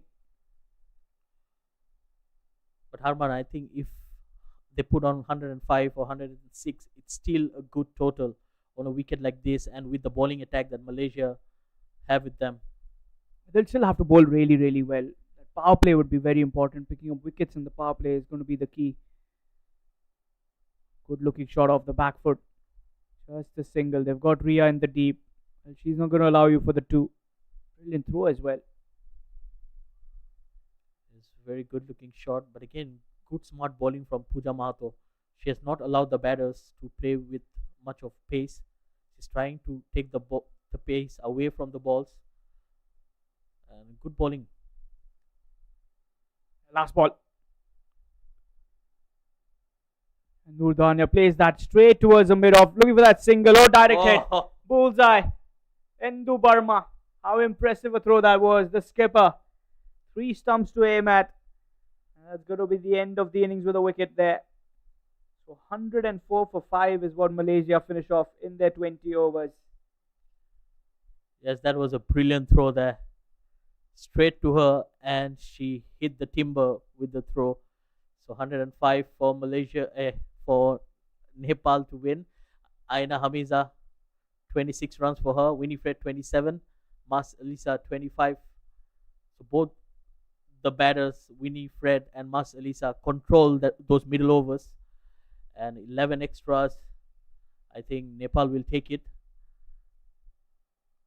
I think some wonderful bowling from the Nepal side as well. The bowlers have picked up those wickets in crucial times, especially Suman Bisht picking up 2. Rubina Chatri bowling that amazing 19th over, giving away just 7 runs and a wicket. And the rest of the bowlers have been very consistent with the line and length, economical, apart from Rajmati Airi. So we'll head into the break as Nepal will need to score 105 runs of their 20 overs to win this game. We'll come back shortly. Please stay tuned.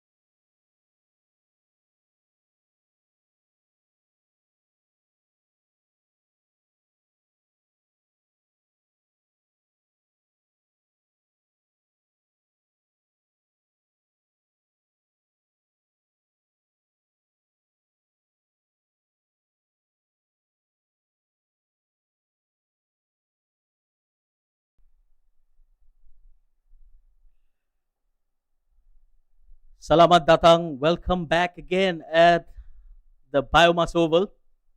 So we will be watching the chase from the Nepal side. They will need to score 105 runs with all 10 wickets in hand. Malaysia winning the toss earlier, deciding to bat, and they have scored 104 runs of the 20 overs. A wonderful job done by the Nepal bowlers. And we have the two openers out there. Samjana Kumari, alongside her, she has Sita Ranamagar, the opening pair. And taking the new ball in her hand will be Aina Hamiza. As I welcome my fellow commentator as well, Harman, back into the comm box. Thank you very much. First run straight away. Good looking start here from Samjana. Again, slightly defensive field set, I would say. Long on and long off. They're in place straight away. Typically, you see a deep third and somewhere at the deep mid wicket or the long on. They've gone for both. A very orthodox spread with the left hand, right hand combination. Same field spread for Sita Rana. Aina Hamiza, a true all rounder. Starts with the bat, starts with the ball as well. It's definitely very handy to have on your side. That was slightly short. Sita Ranamagar will be disappointed not to put that away. Well, she could be the game changer. Sita Ranamagar, the leading run scorer for the Nepal side. Well, 104 might not sound big, but on a wicket like this and a formidable bowling attack, it's not going to be easy. She's been keeping it wide from the reach of Sita Rana. Was looking for that wide, but no signal. That is another dot ball. Aina Hamiza, star performer with the bat in the first innings. Incredible. Now she has to shine with the ball. You need to pick up those early wickets, Shaidur. Yes, absolutely. I think run rate is not the big issue here. You need to pick your wickets. That's the only way. Beautiful looking shot. Exquisite timing. Just punched into the gap. Brilliant looking square drive as she gets off the mark with a wonderful boundary. And that was top class precision there. Piercing the gap. Sita Rana cutting that away little width and gets the boundary. That's also the first runs for Sita Ranamagar. Run chase is on now. You need exactly 100, and you can also see some overcast conditions walking back, as you said. Malaysia and its weather, really unpredictable. It's absolutely the only consistent thing in Malaysia will be some good food. And Harman, you need to try a few of them. I was lucky enough to try a couple of local dishes. We'll talk about that. Another good delivery. Nasi Lama, if I'm not wrong. And then I had biryani ayam. Ayam is for chicken, if I'm not wrong. Yes, absolutely. Nasi goreng. So yeah, I was lucky enough to get some local delicacies back in Sarawak, and in KL, I'm sure you're going to take me to places. Yes, absolutely. Again, good looking shot, but this time she finds the fielder. And look at that, there's a point fielder, there's a backward point, and a cover, and an extra cover as well. Jam-packed offside field, and that end the first over. It's 5 without loss for Nepal.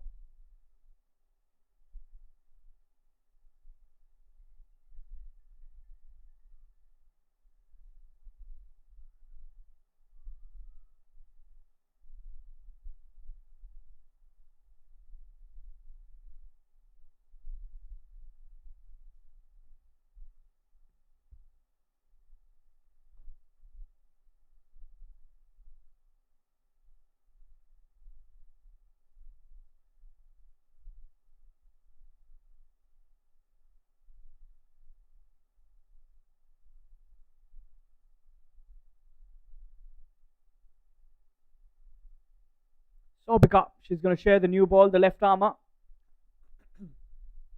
Coming in from the Nagara end. That's pulled away beautifully into the gap once again. That's some class shown by Samjana Kumari as well. Yeah, you bowl a shot and she's going to pull you away. That was brilliant. Absolutely brilliant. First boundary for Samjana. Look at that shot once again. Back of Len delivery picked up early. She's pulled that. And even the umpire had the best scene of it, going just past him, Mr. Steven, as Mr. Kalidas does the 4 action for you. Yeah, it's a very good start here from Nepal. 9 on the board. We're only into the second over. Well, not the best of starts there from Shobika. The tall left arm pacer. Much better on that occasion. Just drawing the batter to play that drive because there are a lot of fielders on the offside. So she has the cushion to bowl it there. Completely agree on that. Just get that little swing in.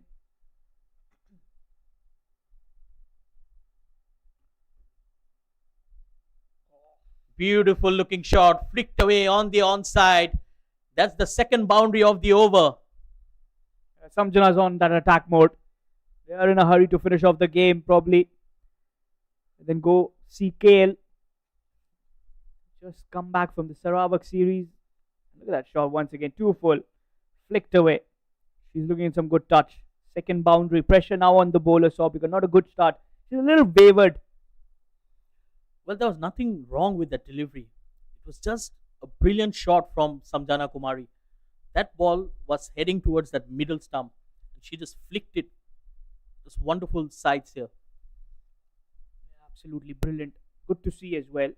Kind of intent. Short of length. This time finds the fielder. But again, very good timing. That sweet sound of the bat will surely give her more confidence. And I think that's also a challenging part because there's a left hand, right hand combination going on. And we have seen throughout the innings of Malaysia, they didn't have too many left handers in the side. In fact, none of them. That's in the gap. Another single. You rightly mentioned that left hand, right hand combination plays a big part. That is something that you want to be going for. About this has been the over that Nepal was looking for early, using the power play quite well, and I feel that is something being missed out from the team batting first. Malaysia missed out the power play, didn't really get that many runs with it, 25 for 1, and look at Nepal, 1.5 was already 14 on the board, 9 of this over with 1 more delivery remaining. And this is a great match awareness, I would say, because they have realized that a lot of clouds are forming around the ground. So if it rains and the Duckworth Lewis coming into play, they need a good run rate right up there. By now it should have been 7 runs on the board. They have already got 14. So they are well ahead of the DLS. Meanwhile, the second over is done, 14 without loss.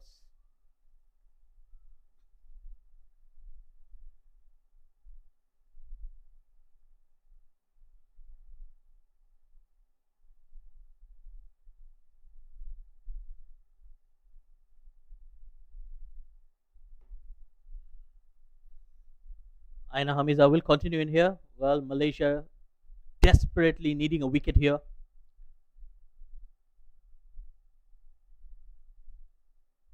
And I won't mind to see a spinner coming in the power play as well, because they need to do something out of the ordinary, especially against such a strong batting lineup of Nepal. Completely agree. And also keeping in mind that the overcast conditions coming in, you want your spin bowlers to come in and bowl quickly, get those dot deliveries, try to hurry up things so that the DL can be controlled. At the moment, Nepal is sailing. You want that stop. Very good observation there, Shaidur. Full marks to you. Thank you so much, Harman. Well, beautifully bowled there, just pushing the batter on the back foot. And for Malaysia, I think it's very important for them, if they can't pick wickets, they need to preserve the runs and not leak too many, because it's getting very dark out here. Well, I remember last time I was here, sharply at 3 p.m. and the rain would come in every day. Oh dear, that's a misfield. That's ordinary. You cannot afford to give free runs. That was a good recovery, but that doesn't stop them from taking 2 runs. Yeah, good fielding in the end. Although the first place, she should have stopped it. Misfield allowed them to go back for the two. A brilliant save. He's saving a couple of runs for the side. Noor Izzatul Shafika was the fielder on that occasion. Well, another young talent making her way into the Malaysian side. Oh, good delivery. Beaten outside the off stump. Slightly slow, I would say, on that occasion, Samjana.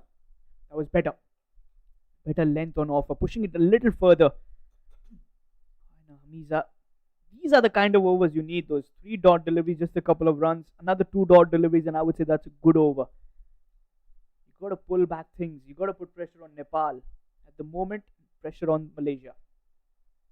And that delivery will allow the batter to score freely. Another good looking shot. Another boundary here for Samjana. She is growing in confidence and a treat to watch. Absolute treat. Look at that delivery once again. Nothing wrong with that. A little too full. But pulled away. And pulled away with finesse. Using the power play. Danya just giving that slow jog as she knows the ball has already won the race. 6 of it. 20 on the board. The DL at the moment should be 11. So Nepal very much happy. Well, Harman, commentators curse, I would say. We're just praising about the over, and that boundary just spoils the over for Aina Hamiza. That's 6 runs of the over. And straight away, there's a change in field as well, as square leg goes deep. Last delivery coming up. Again, heaved away on the onside, not in control. But she'll still manage to get a single. Another expensive over, 7 runs of it. It's 21 for no loss.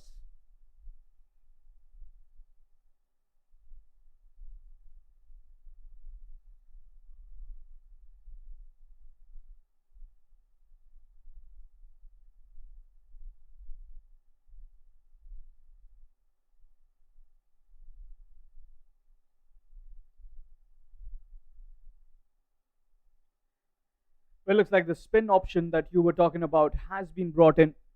Good call. You need a few dot overs. You need those good overs. Quality overs needed at the moment.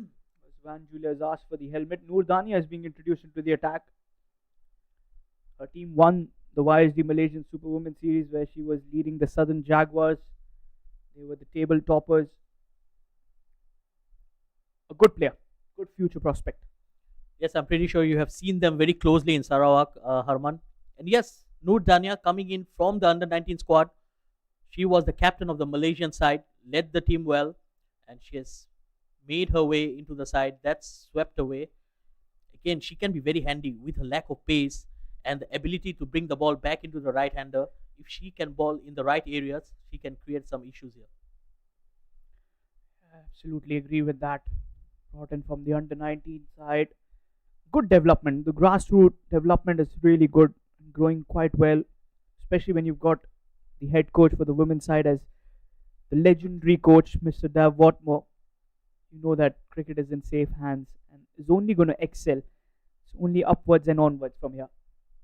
Yes, absolutely. And I think it depends on the players as well. Because as a player, you need to take all the good things from the coach as well. So it's a give and take between the players and the coach.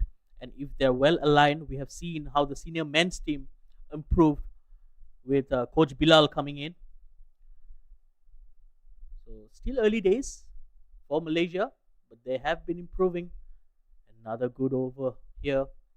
Just 1 run given of the 3 deliveries. Good tight start here from Noor Dania. These are the overs that you need. You're a wicket or two, and I'm telling you, things could change. You need wickets. Noor Dania does have the knack of picking up wickets. Slightly shorter cutaway, but brilliant fielding once again. It's Aina Hamiza.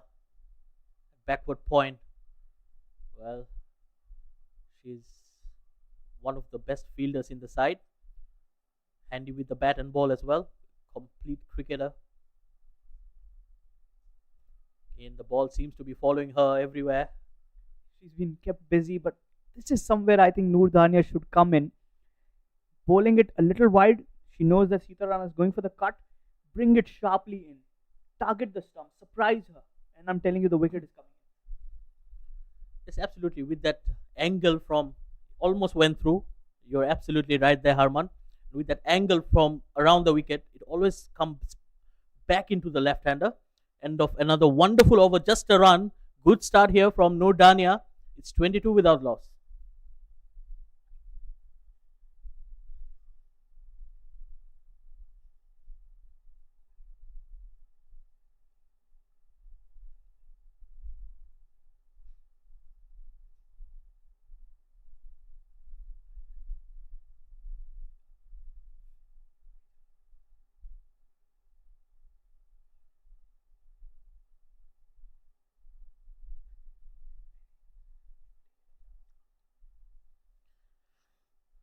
And no surprises there. The Malaysian captain bringing herself into the attack.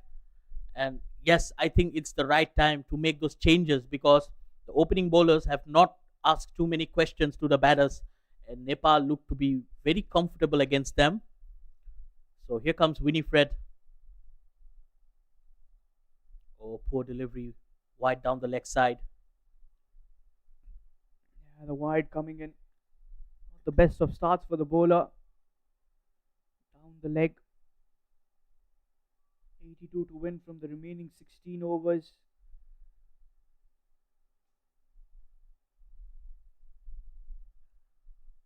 Again, the big heave on the onside this time, just getting that inside edge. Well, I've seen Winifred for many years now. She's someone who likes to bring the ball back into the right hander. But today, she's bowling it slightly slower, I would say, because of that injury that she went out with. And I think she's still recovering from it. But again, a wonderful prospect, a wonderful ambassador for the game, for Malaysian cricket. Beautifully driven once again straight to the fielder, no runs there. Probably she's not just using too much of muscle power there. As you mentioned, doesn't want to work around on those wounds. As it gets a little complicated, you don't want to injure yourself. There's a lot of cricket in the future as well. Winifred just played the one game in the Malaysian Super Women Series. Oh, big appeal, that's close, and she's gone. The Malaysian captain strikes here. First wicket down for Nepal. And this was the in-swinging delivery. Trying to go for the heave.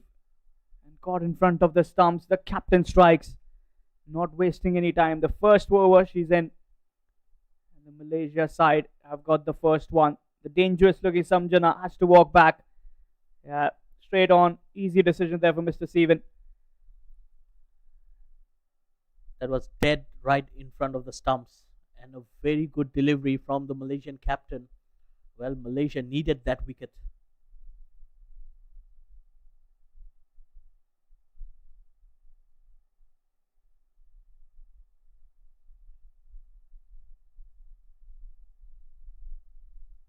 But the good news for Nepal is Sita Ranamagar is still out there.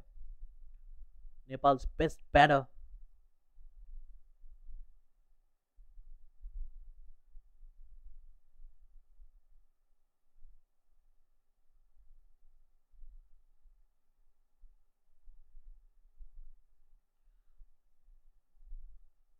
So the new batter coming in at number 3 is Savitri Dhami.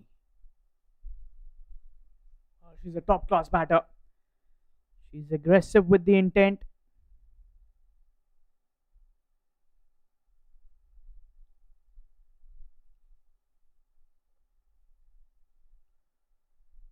She has that pace of getting runs. Likes batting in the power play in at number 3. Very stylish. One of the most stylish batters that I've seen in women's cricket.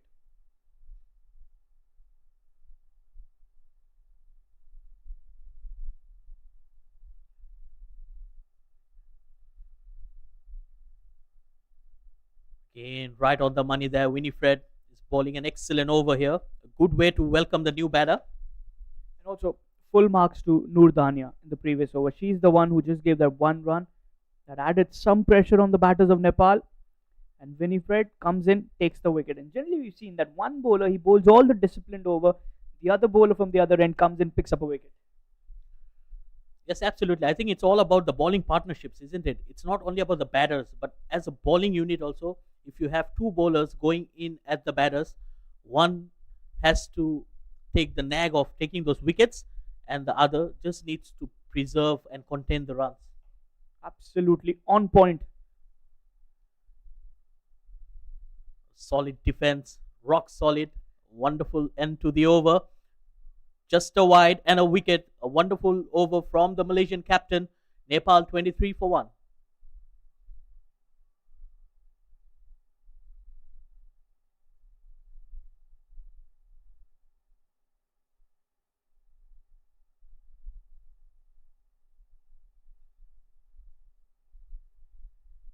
Last over of the power play.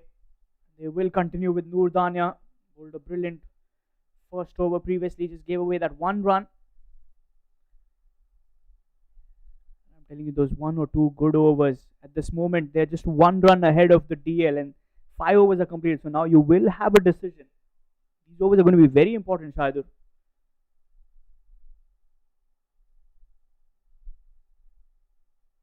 And Sita Rana trying to cut that. They've been giving her that length on offer, outside off.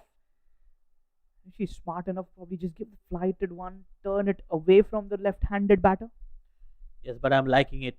I'm liking the length she's bowling at. Not too short and not too full as well. That was poor delivery, but straight towards the fielder. Lucky there for the bowler. Sita will be a little gutted that she didn't get that away from the fine leg. Had a 4 already written on it. And a wry smile there from Noor Dania because she knows that she got away with it. That's cricket for you. 2 full straight towards the fielder at covers. Still no run available. Oh, direct hit as well. This is good fielding. Well, this is a statement that the Malaysia women's side is putting up. It was Marcelisa who's got the smile on her face now. She knows. Yes, a very good throw, good fielding. I think Malaysia need to realize that the fielders need to back the bowlers up. They don't have much runs to defend. Required run rate 5.66 runs per over. But few silence over here can really change the whole context of the game. That's Ariel, and she's gone. What a catch. Mas Elisa, look at that celebration. Absolutely brilliant. Well, that catch was excellent, but I would say the celebration was even better. What a catch. And that dot ball pressure working on. That's the big prize wicket of Sita Rana. Noor Dania continues to wreckage that innings. Look at that. And the cartwheel comes in. And then a little happy dance as well.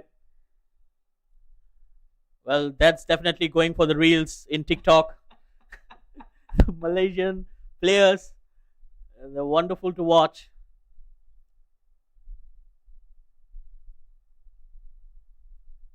And in comes Pooja Mahato, another experienced campaigner. Yes, she's coming off from under 19, but she's played a lot of cricket. Mas Elisa, on the other hand, what a catch there.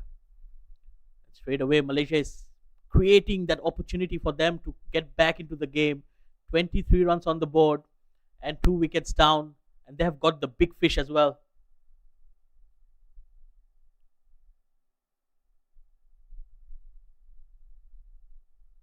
Noor Dania having a dream spell here into her second over, only given away 1 run and a wicket.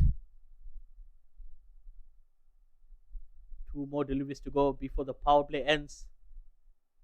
That's a good start once again. Now with that 2 wickets falling, the DL is now shifted towards 29. That's the power of picking up wickets inside of the power play. Game on here. What a good over. Could be a wicket maiden. Good powerful strike. Will they go for the single? No, they won't. Excellent stuff here from Nuda. Oh, could be a run out as well.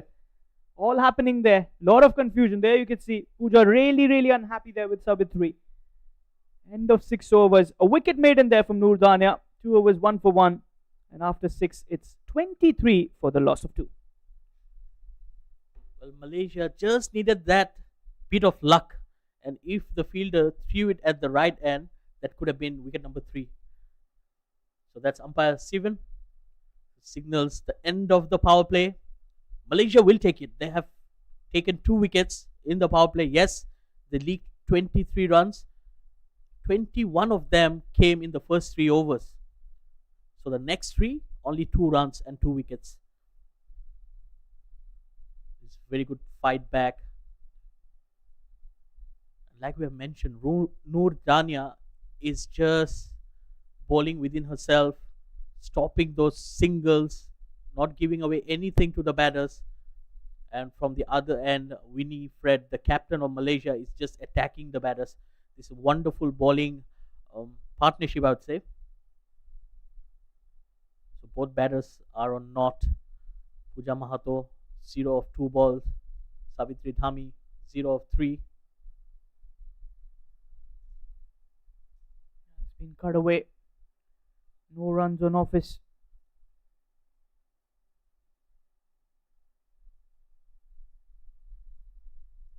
Well, I think it's very important for Nepal to find a partnership in here.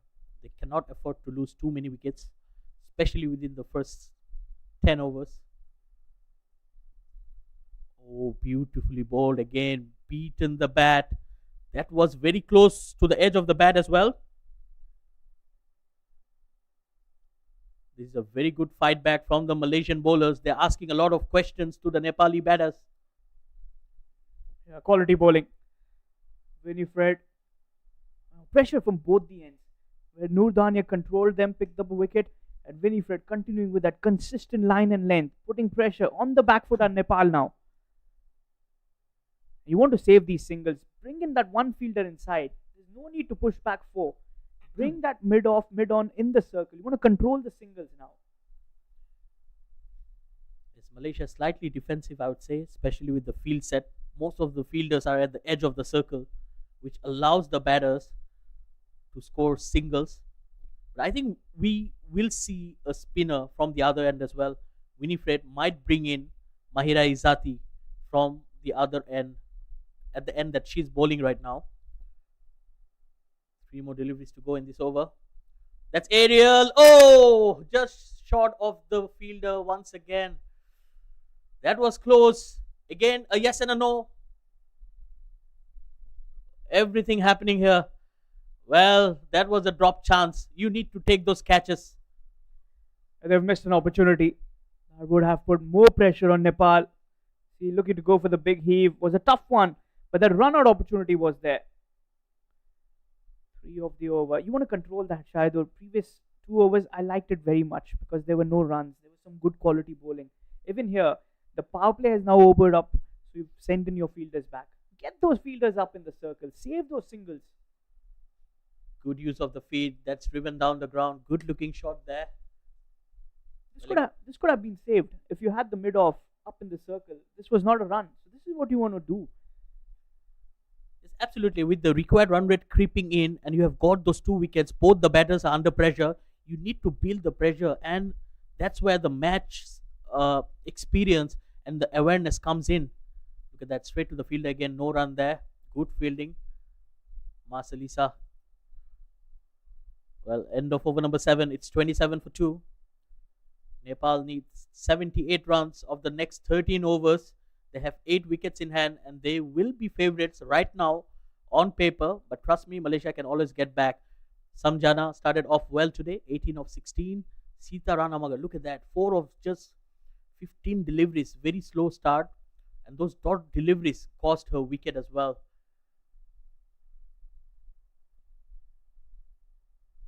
And I think the root cause of those 2 wickets and the architect will be Noor Dania.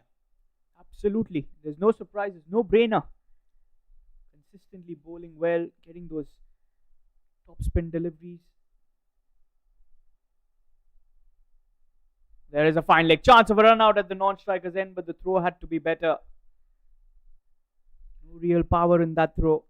Well, that was a surprise for me. Usually, Aina Hamiza, she has a much better throw, but probably the ball is slipping out of her hands. But it can happen. But then in games like this, you need to create those half chances, and you have to have the belief to win the game. The good bowling. There's an appeal. Oh, the finger goes up. The slow finger going up of Mr. Kalidas. Wicket number 3. Sabitri Dhami departs. And Noor Dania continues to be mighty impressive. Second wicket in her 2.2 overs. 2 for 2.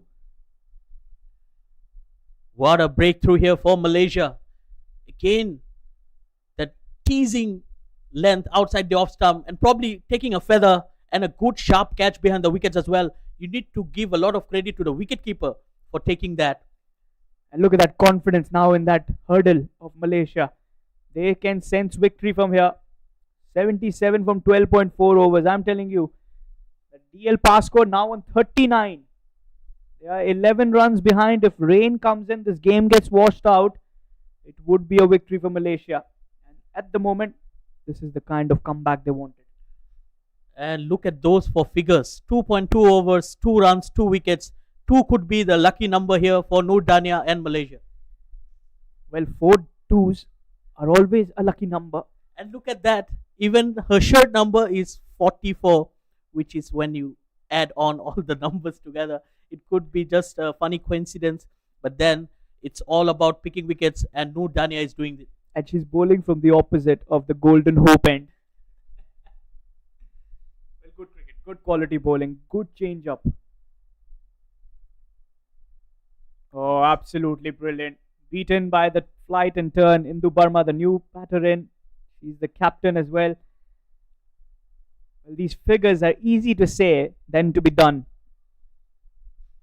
It's absolutely into a third over, just giving away 2 runs. It could be instrumental if Malaysia get there. Another good delivery. Indu Burma, the captain of Nepal, she needs to play a vital role here. If Nepal needs to get across the line, it's not going to be easy. Absolutely agree on that. Point accurate. The big shot in, and the fielder was behind. Keep a mid off. I've been telling him from so long. Get the fielders in. This could have been the 4th wicket down, but they'll get the single. The desperation is visible on the batters of Nepal. And look at that record run rate. Now it's well over 6 runs per over, which started off with 5 point something. I don't recall that, but still. Another brilliant delivery. End of another wonderful over. 2 runs and a wicket. After 8, Nepal 29 for 3. Well, Malaysia will start believing that they can win this game. So I think it's very important that they don't lose the momentum they have built. So one bad over here can really turn the shift, turn the tail towards Nepal. Yeah, don't get carried away. You still have to pick up those 7 wickets. You still have 12 overs to bowl. 76 is not a very big ask. When you got players like Pooja and Indu in the center, you also got Rubina Chetri. You've got other batters also to follow. Kabita Joshi, a very good clean striker of that cricket ball. Then you've got Ruby Porter, the wicketkeeper batter. So there is a lot of depth in that batting. It's not going to be easy. But the way they've been bowling, if they continue, I'm telling you, Shaido, this could be a big win for them. So far, I would say the match is still evenly poised. Probably Malaysia just having that upper edge, a slightly bit of it. But anything can happen, and it might go either ways. Winifred continues for a third over. Starts the dot ball just inside the off stump, missing the edge of the bat. This is good cricket. Captain leading from the front. It's absolutely Harman, and she's coming back from an injury. She didn't play much in the Super Women's League as well. But then with the bat, she scored 27, and now very good with the ball as well.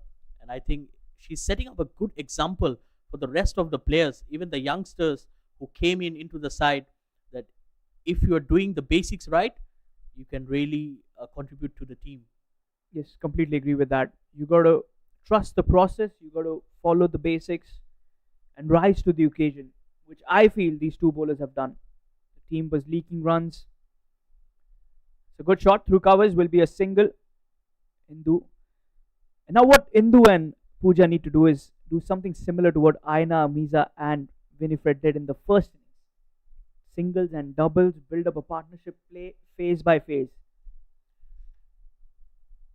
Yes, I believe Pooja Mahato and Bindu Burma will be eyeing to bat at least until the 15th over, lay a foundation, and get into the chase again. The ball slightly keeping a bit low on that occasion, Arman.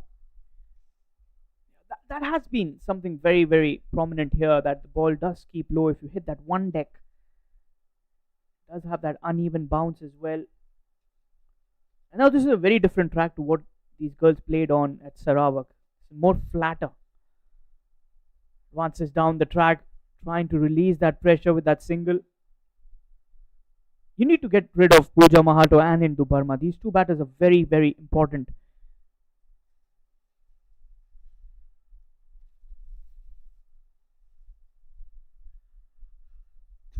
Well, another controlled over here from the Malaysian captain, Winifred. Just 2 runs. Can she finish strong? Yes, she can. Beating the opposite number well. From the body language, seems like it's a drop catch. Probably just taken a feather. Yeah, probably there was some bat involved because she's really, really frustrated, not happy with the wicket keeper. Yeah, there was some bat involved. Nonetheless, end of the over. 9 overs gone, 31 for 3. Excellent spell. 3 overs, 1 for 7. And 74 more to win from the 11 overs. They will continue with Noor Dania. That's the right call. And probably you might see after this over the spell coming to an end for Noor. Probably bring in Marcelisa. Well, Harman, they have taken off Noor Dania. It's actually Mahira Izzati. They look similar, but it's a new bowler. So they have kept that 1 over. I don't think it's the best option, especially with the rhythm she was having. Yes. I think you should have bowled her out. Correct. Absolutely agree.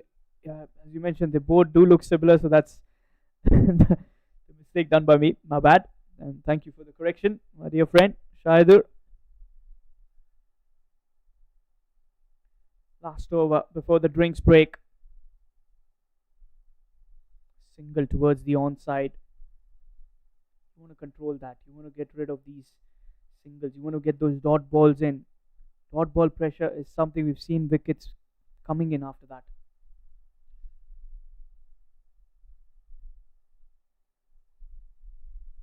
Well, absolutely. I think it's very important. And looking at the scoreboard right now, oh, that will be a wide down the leg side. Well, Harman, if we look at the scoreboard right now, it's 33 for 3. They were 21 for no loss after 3 overs. From there to be coming at the end of the 10th over, only giving away 33 and 3 wickets, I think Malaysia did a hell of a job here. Should be another dot ball. Yes, completely. Just before the drinks break, I would say the brake pad has been put in towards that innings, which was actually flourishing. They were off to a very good start. I remember we were discussing about that. The power play is being dominated by them just in the second over, I beg your pardon. They were just almost around 15, 16. Here comes the third delivery. Straight towards the captain. Another dot ball. That is needed. They've been excelling quite well. I'm a bit concerned about the pace that Mahira Izzati is bowling at. It's slightly quicker, so sometimes that extra pace can also cost you runs.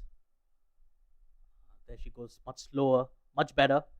Full toss, but still there are a lot of players, a lot of boundary riders, so there's cushion out there. So you're allowed to bowl some off deliveries. Yeah, that was actually bowling according to the field plan. She had the backward square in the deep. But again, can be a little risky because there's a lot of gap between the backward square and the mid wicket. So that is what Pooja was targeting. Will be a single. She'll keep the strike. No, there's one more delivery. Beg your pardon. Yes, and also with that quicker delivery, it allows the batters to play more freely, as it still looks to be a very good wicket to bat on. The ball is coming on very nicely onto the bat, and every time the bowlers bowl it slower, then only they have looked more dangerous. That should be another dot delivery. Not a bad over. 4 runs off it. We head towards the drinks break. 10 overs gone. Halfway state, 35 for 3.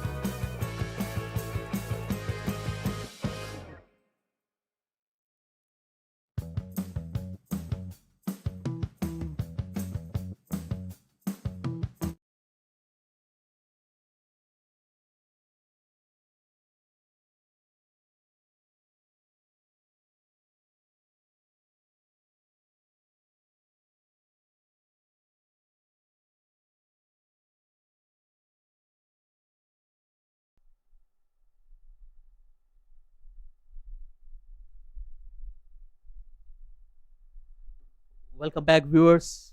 We are back live at the BAYUEMAS Oval. We're at the halfway stage. 35 runs on the board, 3 wickets down. Nepal require another 70 in the next 10. Required run rate now 7 runs per over. Malaysia have made their way back into the game.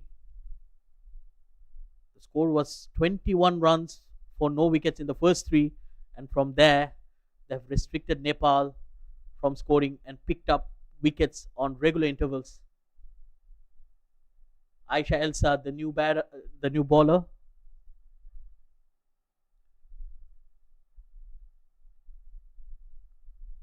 Indu Verma and Pooja Mahato, very experienced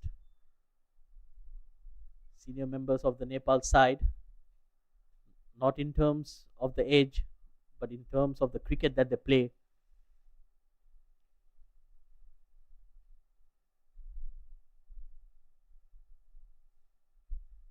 Played straight to the bowler. Good fielding there from Aisha Elsa.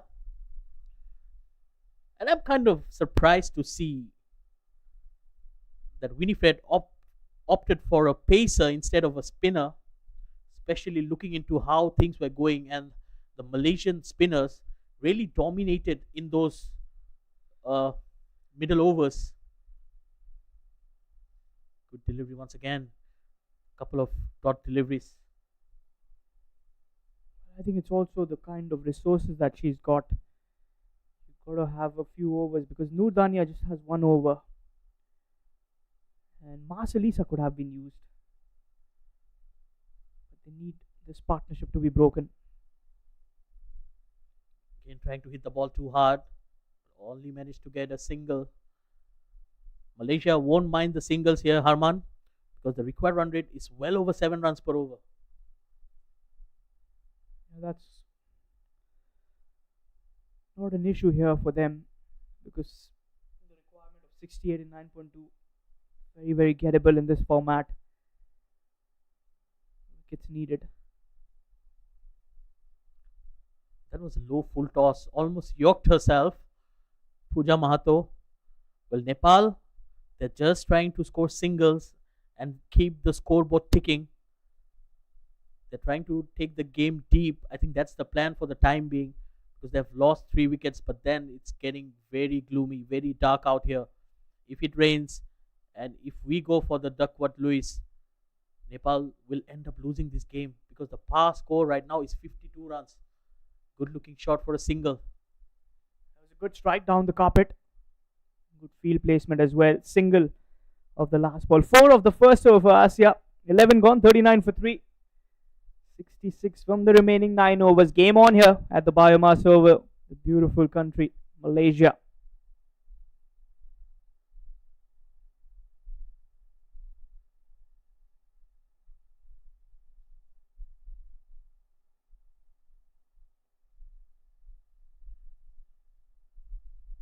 Mahira Izzati will continue in here.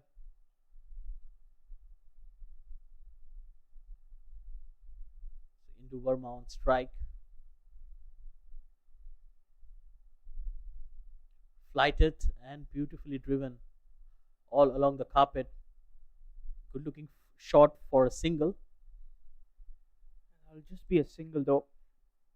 They are 14 runs behind from the DL pass score. Wicket is going to be the key.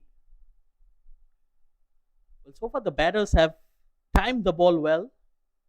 Full toss, and that will be the boundary they were looking for. That will ease some nerves out there. Beautiful batting from Pooja Mahato. Not the best of deliveries there from Mahira Izzati. That was a wrapped gift with a red ribbon on top. Look at that. Easy pickings for Pooja. The fielder giving it a chase but had no chance. And the boundary will bring down the equation now. 11 runs behind on the DL pass score.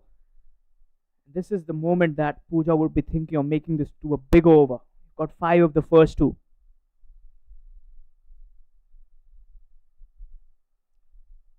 Big swing of the bat again. Like I said, she bowls it a bit quicker. If she gave it a bit more air, that ball would have gone in between the bat and pad. And we have seen how the Nepalese bowlers did the trick during those middle overs, especially Sita Ranamaga.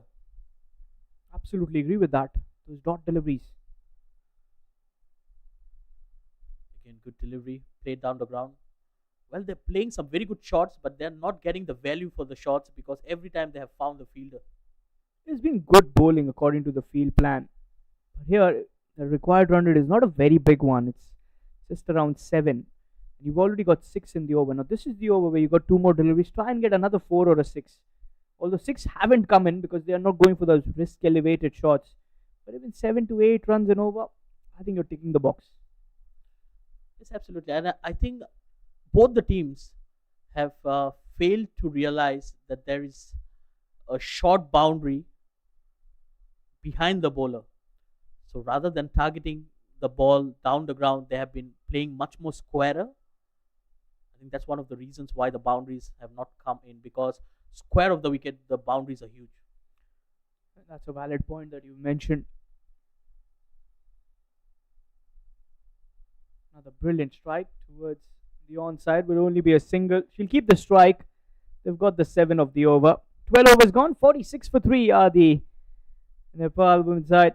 59 more to win from 8 overs. Very much in the kitty now.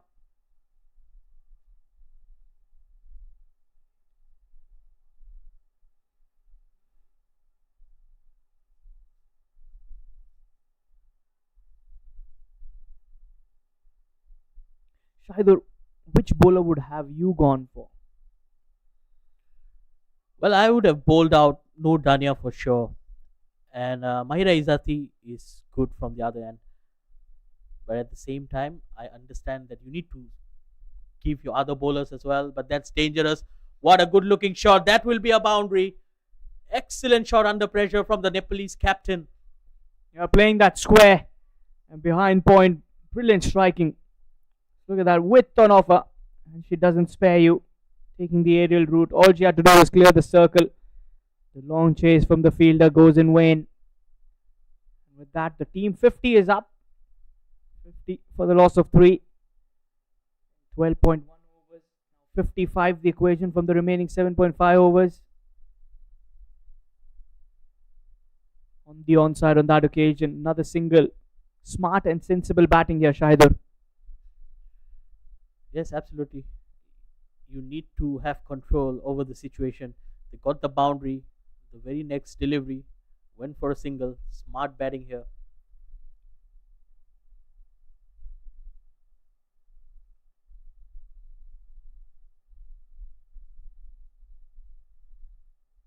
Good use of the feed, but finds the fielder. Another dot delivery. Well, they're getting close to the DL score. By now, they needed to score 60, but they have reduced the gap to 9 runs. But a couple of overs back, the gap was well over 13, 14 runs. Absolutely, they've done brilliant with the bat, sensible as well. See, another powerful strike, diving effort from the mid-off fielder. They'll get the single. With every run now, it's getting easy. They're looking very comfortable in the center. Those 3 wickets down, they were under pressure, but now looks like the pressure back on the Malaysian bowlers. It seems to be like both the batters, they like pace on the ball. They have looked very comfortable against Elsa. Oh, that's gone. Oh, yes. What a wicket for Malaysia. As Aisha Elsa gets the breakthrough and they have removed Indu Burma, the captain of Nepal. Yeah, big wicket. The outside edge coming in. And a fine catch from the wicketkeeper, Van Julia. 4th wicket down. And the first one for Asia. Is this the twist in the tail that they wanted, Malaysia? A wicket. Such a crucial moment. Still anybody's game from here. Shahidul. And with that, the experienced Rubina Chatri walks into bat. Well, she's the only centurion in the team. Scored 118 back in 2024 in Malaysia itself. So she's pretty used to these conditions. But probably she needs to keep her nerves. Because Nepal will be needing Rubina Chatri take them through. Malaysia now are the favorites to win this game. They've got 4 wickets. Oh, straight away, big swing of the bat as Rubina Chhatri gets off the mark with a single. Well, with that extra wicket, the TL score just moved on to 64. So Nepal are 11 runs behind. Every wicket is going to do that for you. The DL pass score increases with every wicket fallen. And that was the key in the power play. When they picked up 2 wickets, it accelerated. It went up to 30-35, if you remember. Whereas they were leading, and then all of a sudden the change-up came in.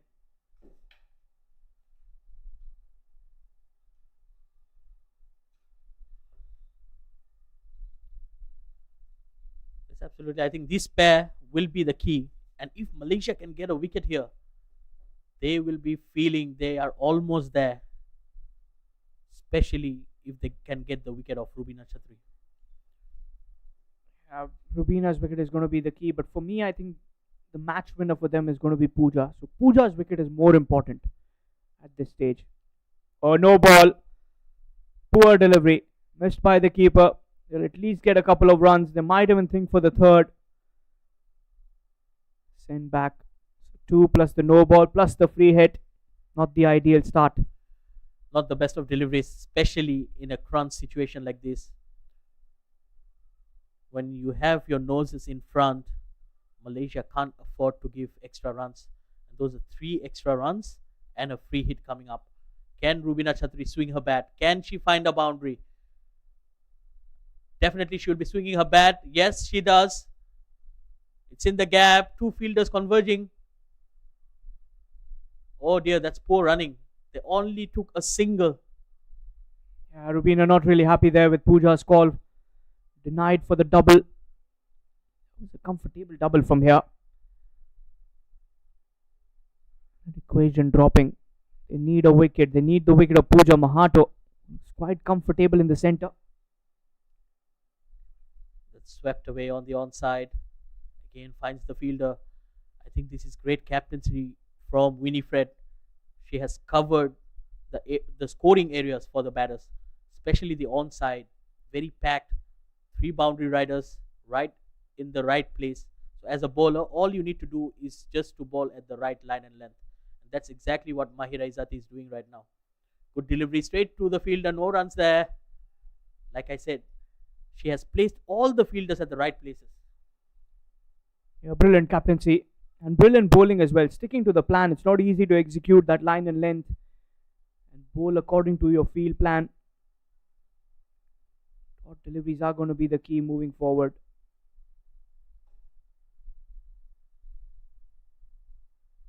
Another good delivery.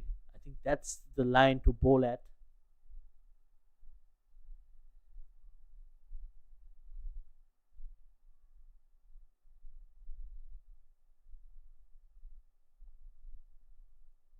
Excellent stuff here from Mahira Izzati. This has been a good over. Can she finish it on a good note? One more delivery remaining. 47 from 37.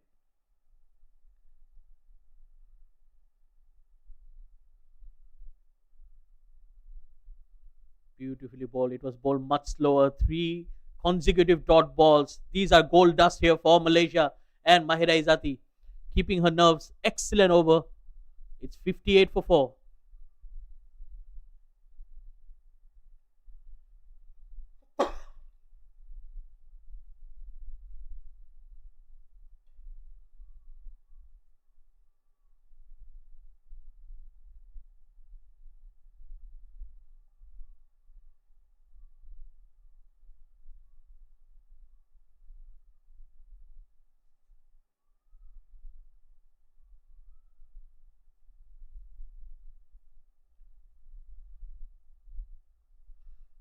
Aisha Elsa will continue in here. What a wonderful over from her. In the previous one, got that important wicket. Oh, brilliant looking shot. That's in the gap. And again, good fielding from Aina Hamiza. She had to make a lot of ground there. Saving 2 runs for the side. So in the first innings as well, the ground fielding was exceptional. And that is the absolute need of the hour.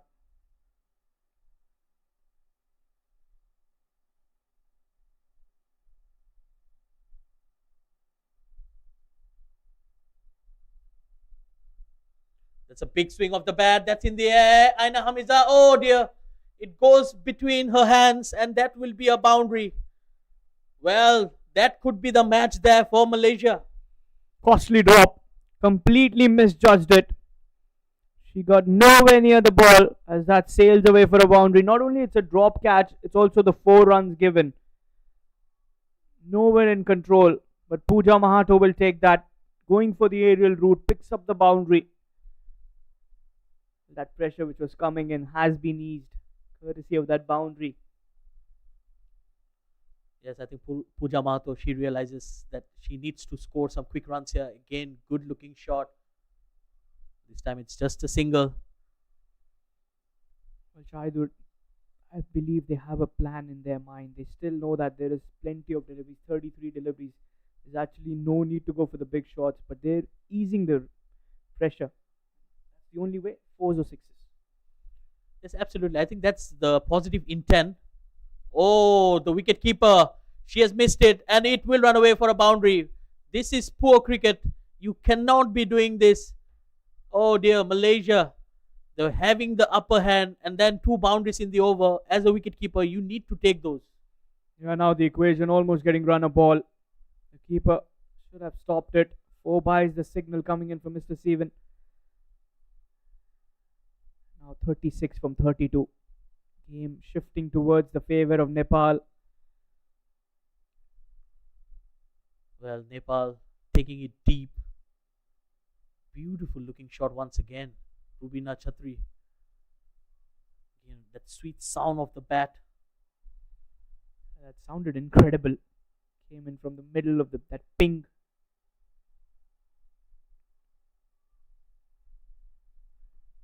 See a lot of smiles in that dugout of Nepal.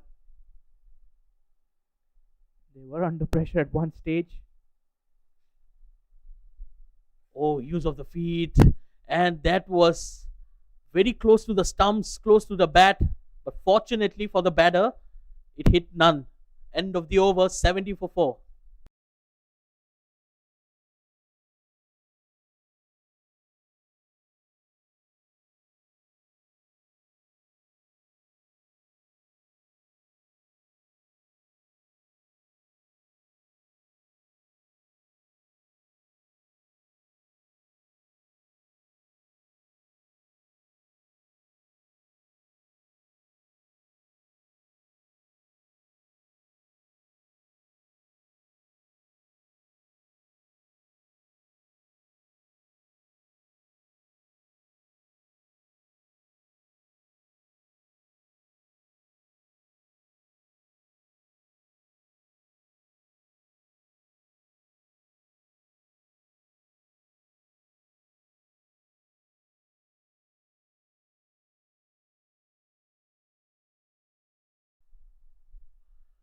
Well, Mahira Izzati continuing in here.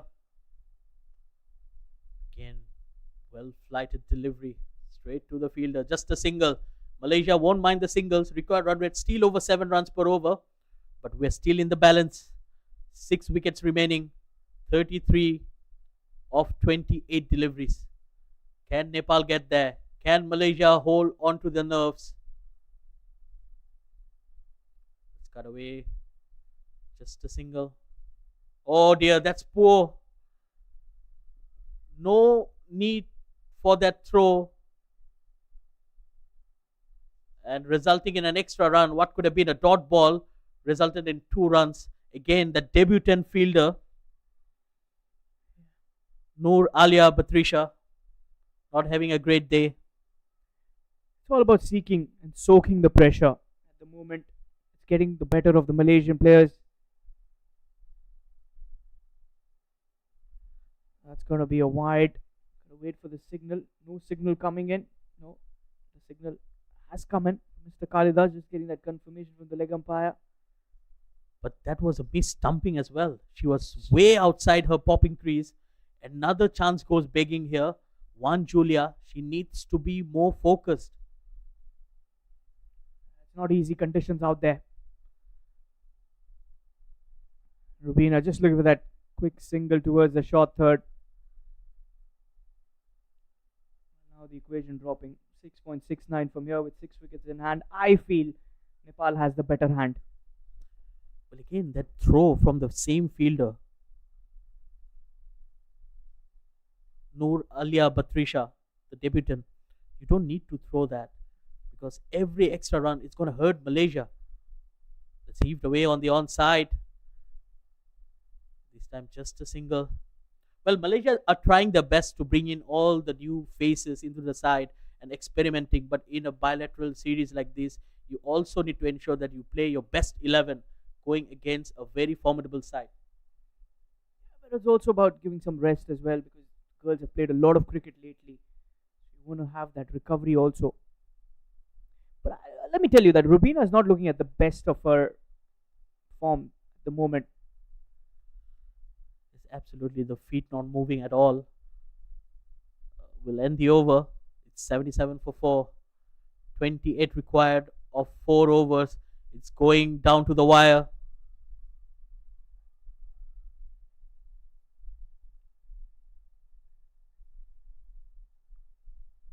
Well, the batters, they've done a good job, especially with how Malaysia came into this game. And this pair out there, they will hold the key. You got to commend the way Pooja Mahato has played. 25 of 24. Hasn't really given up. Another good shot on the onside. That's in the gap. Should be a boundary. Well, Pooja making things look easy from here. That was a brilliant shot under pressure. Again, they're targeting the pacers. This time the Malaysian captain was targeted. Good use of the feet as well. Not afraid to dance down the track. And this is positive batting. She's got the dancing shoes on. 24 more to win from the remaining 23 deliveries. This time misses it. Good slower one. Really good. It's good comeback here from the Malaysian captain. Pooja Mahato playing a wonderful innings at 29 of 26. She needs to bat through. Rubina Chhatri still out there. She has not looked very convincing. But Nepal will need her to stay there as well.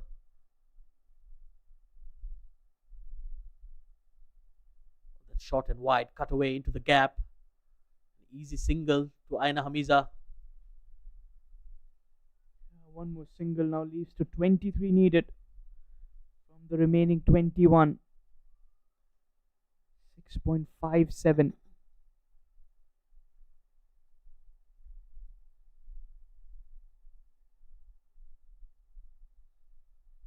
Wrapped on the pads and she's gone. Another wicket here for the Malaysian captain. Well, just when Nepal looked to be cruising through, Winifred had other options. She had other plans. And now Nepal are in trouble. Absolutely agree on that. Look at that delivery. Wrapped in front of the stumps. Easy decision there. Half of the side back into the dugout. Still some game alive here. 82 for 5 on the board. 23 to win from the remaining 20 deliveries.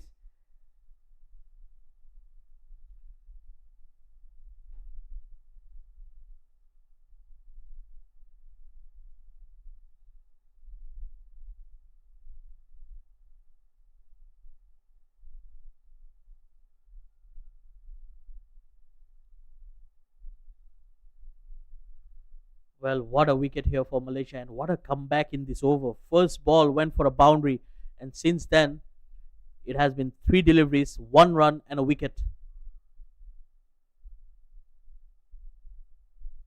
That brings in Kavita Joshi, the new batter for Nepal.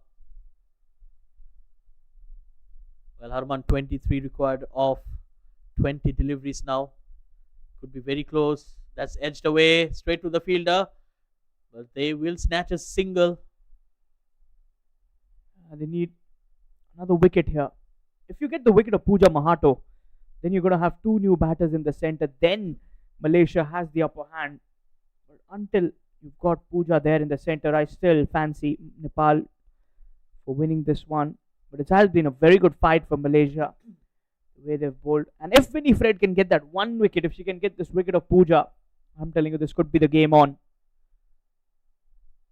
Trying to cut that away again, teasing her with an outside off stump. 17 gone, 22 to win from the last three.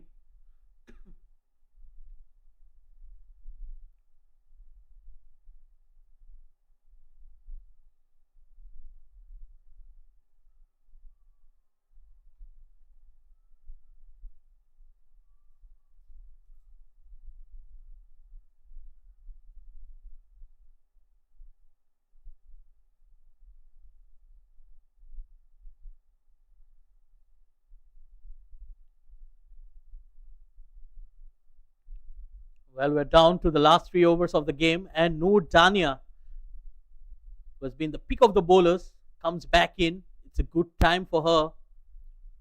3 overs, 3 runs, and 2 wickets. And she starts off well. Dot delivery. It looks like they've kept her for the precious overs. The death over starts over the dot ball. Noor Dania, she's been, for me, one of the finest performer today. Chipped in some runs with the bat, came into play those last 3 overs. She's just conceded 3 runs, picked up 2 wickets.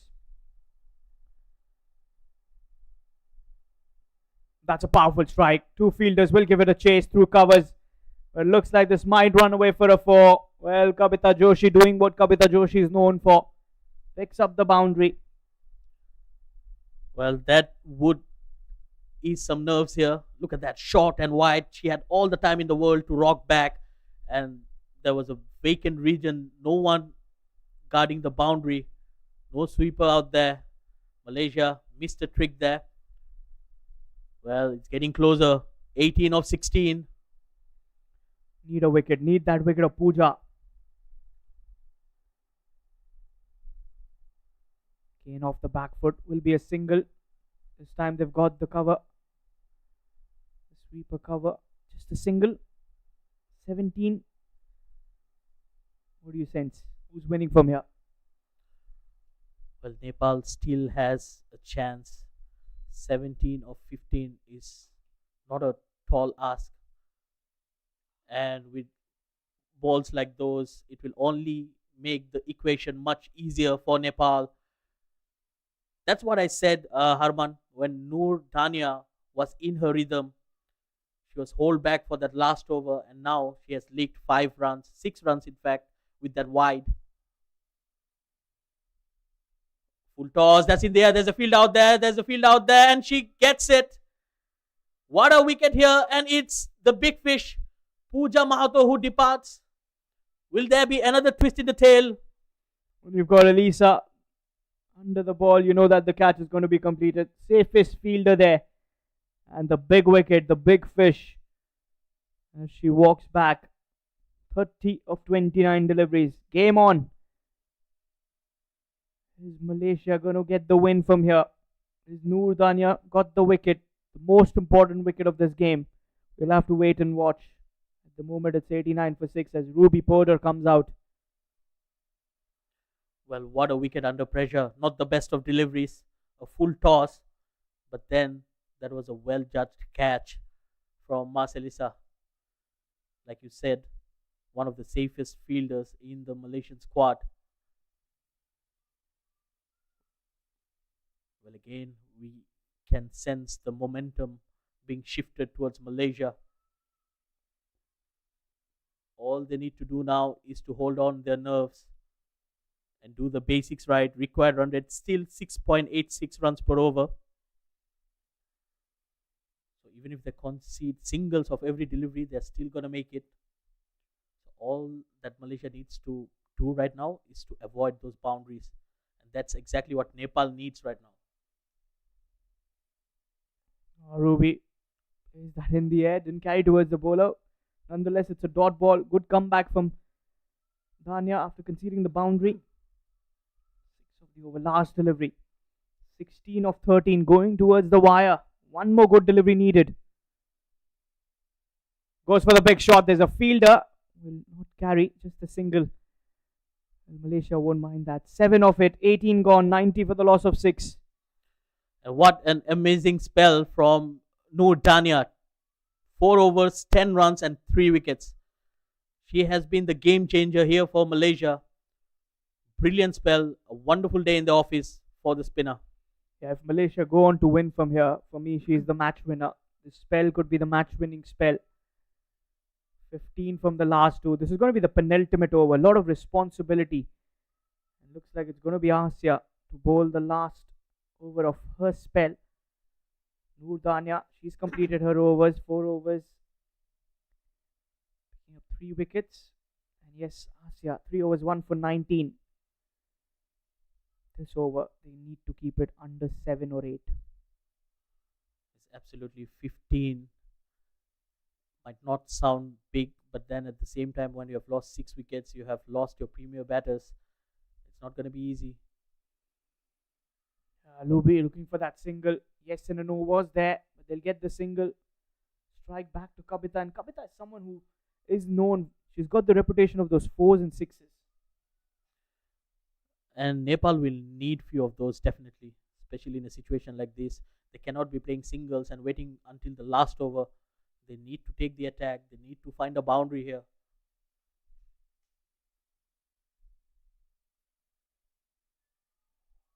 Powerful strike. That's a 4 through covers. That was absolutely brilliant. Little width on offer. And Kabita Joshi. And look at that smiles now.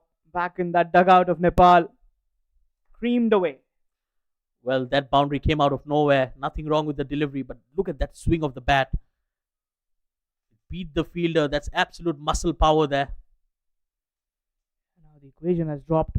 10 from 10 the requirement. Came on. One more wicket needed. Can Asia produce that breakthrough? Sensible batting. Looking for that single. This is smart cricket from Nepal. They know that the requirement is not a big one. Shaidur. Yes, absolutely. 9 of 9. It has been a roller coaster of a ride. We have seen the momentum going up and down towards each team in different phases, different segments of the game. Now the single down the carpet. Singles will do the job for Nepal. Exactly 8 from 8. You don't have to do anything silly here. Shaidur. And what a good contest. What a start to the series. It's absolutely, it will only create more hype and more interest to watch the next 4 games, irrespective of whoever wins this. Oh, that should have been saved. That could have been a dot ball. There's no signal from the umpire. Asia not really happy there. Van Julia, you got to be at your top of the game. Why is the signal coming in? And smart cricket from Ruby. Well, it has been a nightmare of a day for the wicketkeeper. She's wearing a helmet, staying behind, and still missed the ball. That is unacceptable at this stage of the game. I'm sure there will be a lot of pressure, a lot of nerves, but then at this stage, you need to keep your calm. Let's see how many runs are they going to require in the last over. Last ball. Oh, she's got the wicket. A big swing and a miss by Ruby. And that's the wicket number 7.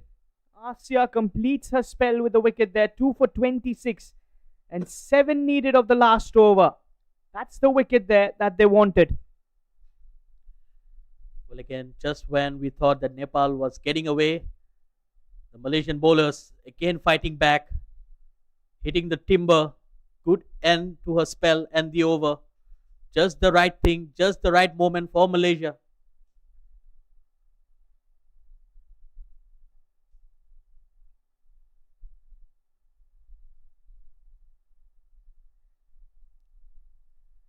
It's going to be Rajmati Airy walking out.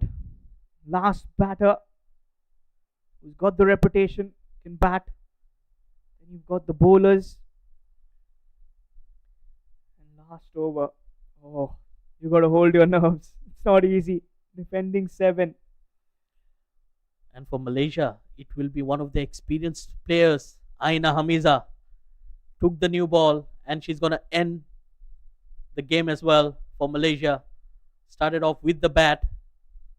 This could be her day. Malaysia needs to defend 7 runs in the last 6 deliveries. It's going to be interesting to watch what Kapita does. After this wicket falls, there's only the bowlers to come out to bat. It's not going to be easy. Last over, 7 to win for Nepal. Starts off well, starts off with a dot ball, very close to the stumps. Look at how calm she is. I like that confidence. Yes, absolutely. I think that's where the experience comes in. So as a player, when you have played a lot of games, you're used to this kind of situations. And probably that's the exact reason why she was kept for the last over. Aina Hamiza, can she do it for Malaysia? Here she comes once again. Oh, another swing and a miss. It's a dot ball. This is precious. Precious as a jewel. Back-to-back dot deliveries and the batter is under pressure. There is Mr. Davotma. He'll be a very tensed coach at the moment. Everyone's at the edge of their seats. But what a start to the T20I bilateral series between Malaysia women and Nepal. Game number 1 and already a thriller. Yes, absolutely. And I think it will be a big thing for him and the team as well, beating Nepal in the very first game. Oh, there was a chance. The catch, not really gone for the attempt. They'll get the single. Not the best of fieldings there. You could see the fielder was a little lazy and caught in the act. Much needed single coming in. 6 from 3. Still game on. But Malaysia won't mind that single. Also brings in the new batter, Rajmati Airi. And it's getting extremely gloomy, dark out here. We can hear thunders around the ground. And I'm going to put you in a situation. 6 to win from 3. Who do you think is winning? Tell me the answer right now. Go for it, Shaidur. well, I will back Malaysia, especially with Aina Hamiza. I think they have the upper hand. But they need to believe. They cannot be dropping shoulders. And especially, that was a big change. So another fielder comes into the circle. So the sweeper is not there anymore. So it's a packed offside field. 3 more deliveries to go. Oh, it's a dot ball. It's a dot ball. Very important dot delivery. Well, the game swinging like a pendulum. 6 from 2. And the good thing is that Kabita is at the non-striker's end. Dot ball. Excellent bowling. Yes, absolutely. I think Malaysia didn't mind that single where Kavita went to the other end. So they got the new batter and she's just swinging her bat at everything. 6 runs of 2 deliveries. Malaysia definitely favourites. Oh, look at that single towards the gully region. No throw on offer. That's sensible. So Kabita is on strike. 5 to win from the last over. Just that length on offer. 5 to win. A boundary and we go towards the super over. Oh, Shahidur, can't bear to watch. The 100 is up. Yes, absolutely. She needs to hit a boundary. She needs to find a boundary for the super over to happen. And she's taking her time. Very smart. Just taking a breather because it's tense and nerve situations out there. All the fielders are at the edge of the circle. Malaysia know that a single or double, they will still make it. They just need to contain the boundaries. Here comes the final delivery of the game. Oh, that should only be a single. The fielders rushing in. And looks like there is some history created. It is the Malaysia women's side that have beaten Nepal. And they win this game. Excellent win there. They win this contest by 3 runs. As they have beaten Nepal to start the bilateral series with a victory. All smiles. And you gotta give it to the bowler. Shaidur, this was excellent last over. What a start for the head coach, Mr. Davotma, as Malaysia women beat Nepal by 3 runs. And a big congratulations to everyone in Malaysia. The women's have done really, really well. Talking about the match summary, it was the skipper from Malaysia that wanted to bat first, put up 104 for the loss of 5 in their 20. Winifred 27 of 41. Aina getting 26 of 42. Marcelisa getting 25 of 18. With the ball, Suman bowled well, 2 for 21 in her for. Rubina just had 1 over for 7 with a wicket, and Rajmati none for 9. In reply, Malaysia win it by 3 runs, beating Nepal women's side.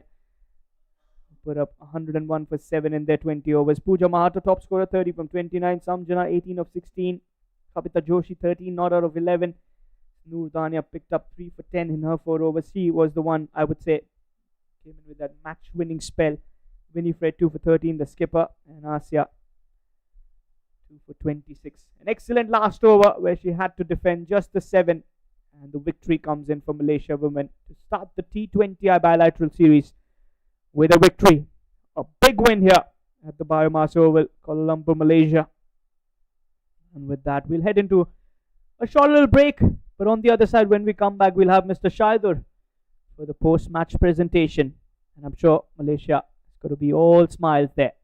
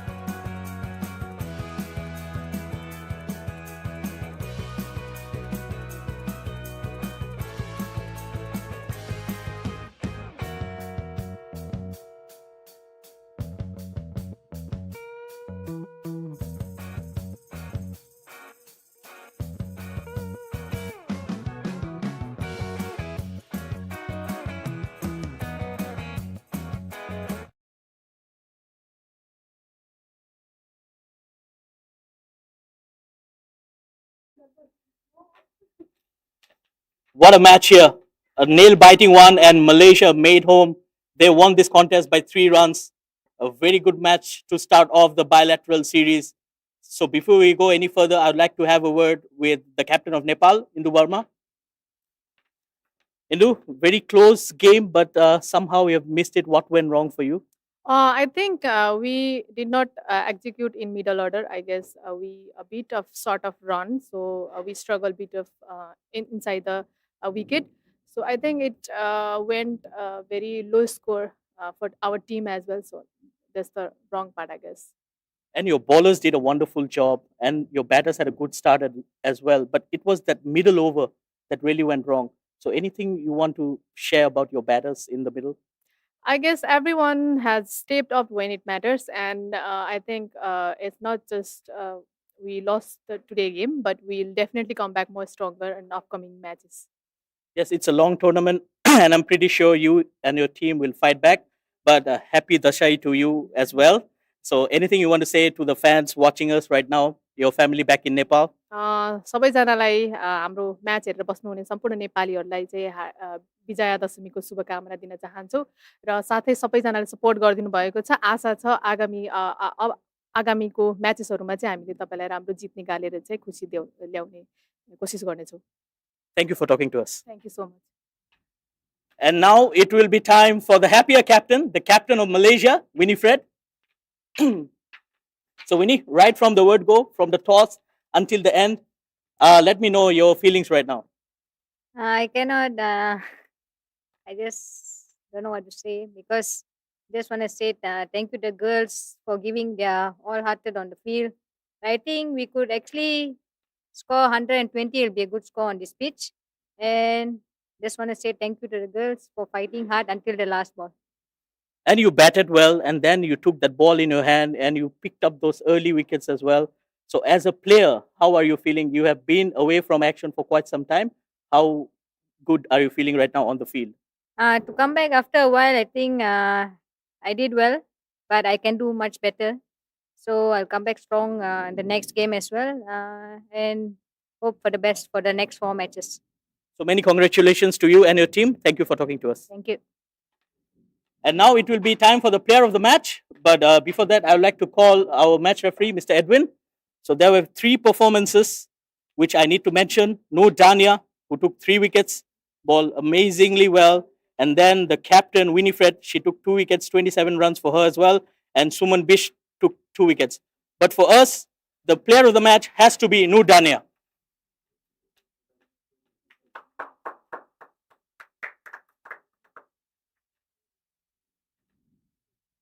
So, Noor Dania, let's have a word. So you came into ball when they were 21 without loss, pressure situation, but then you bowled amazingly well. For me, I just bowl more dot ball because from dot ball we can take a wicket from the a bonus for us. So I just think ball one line only.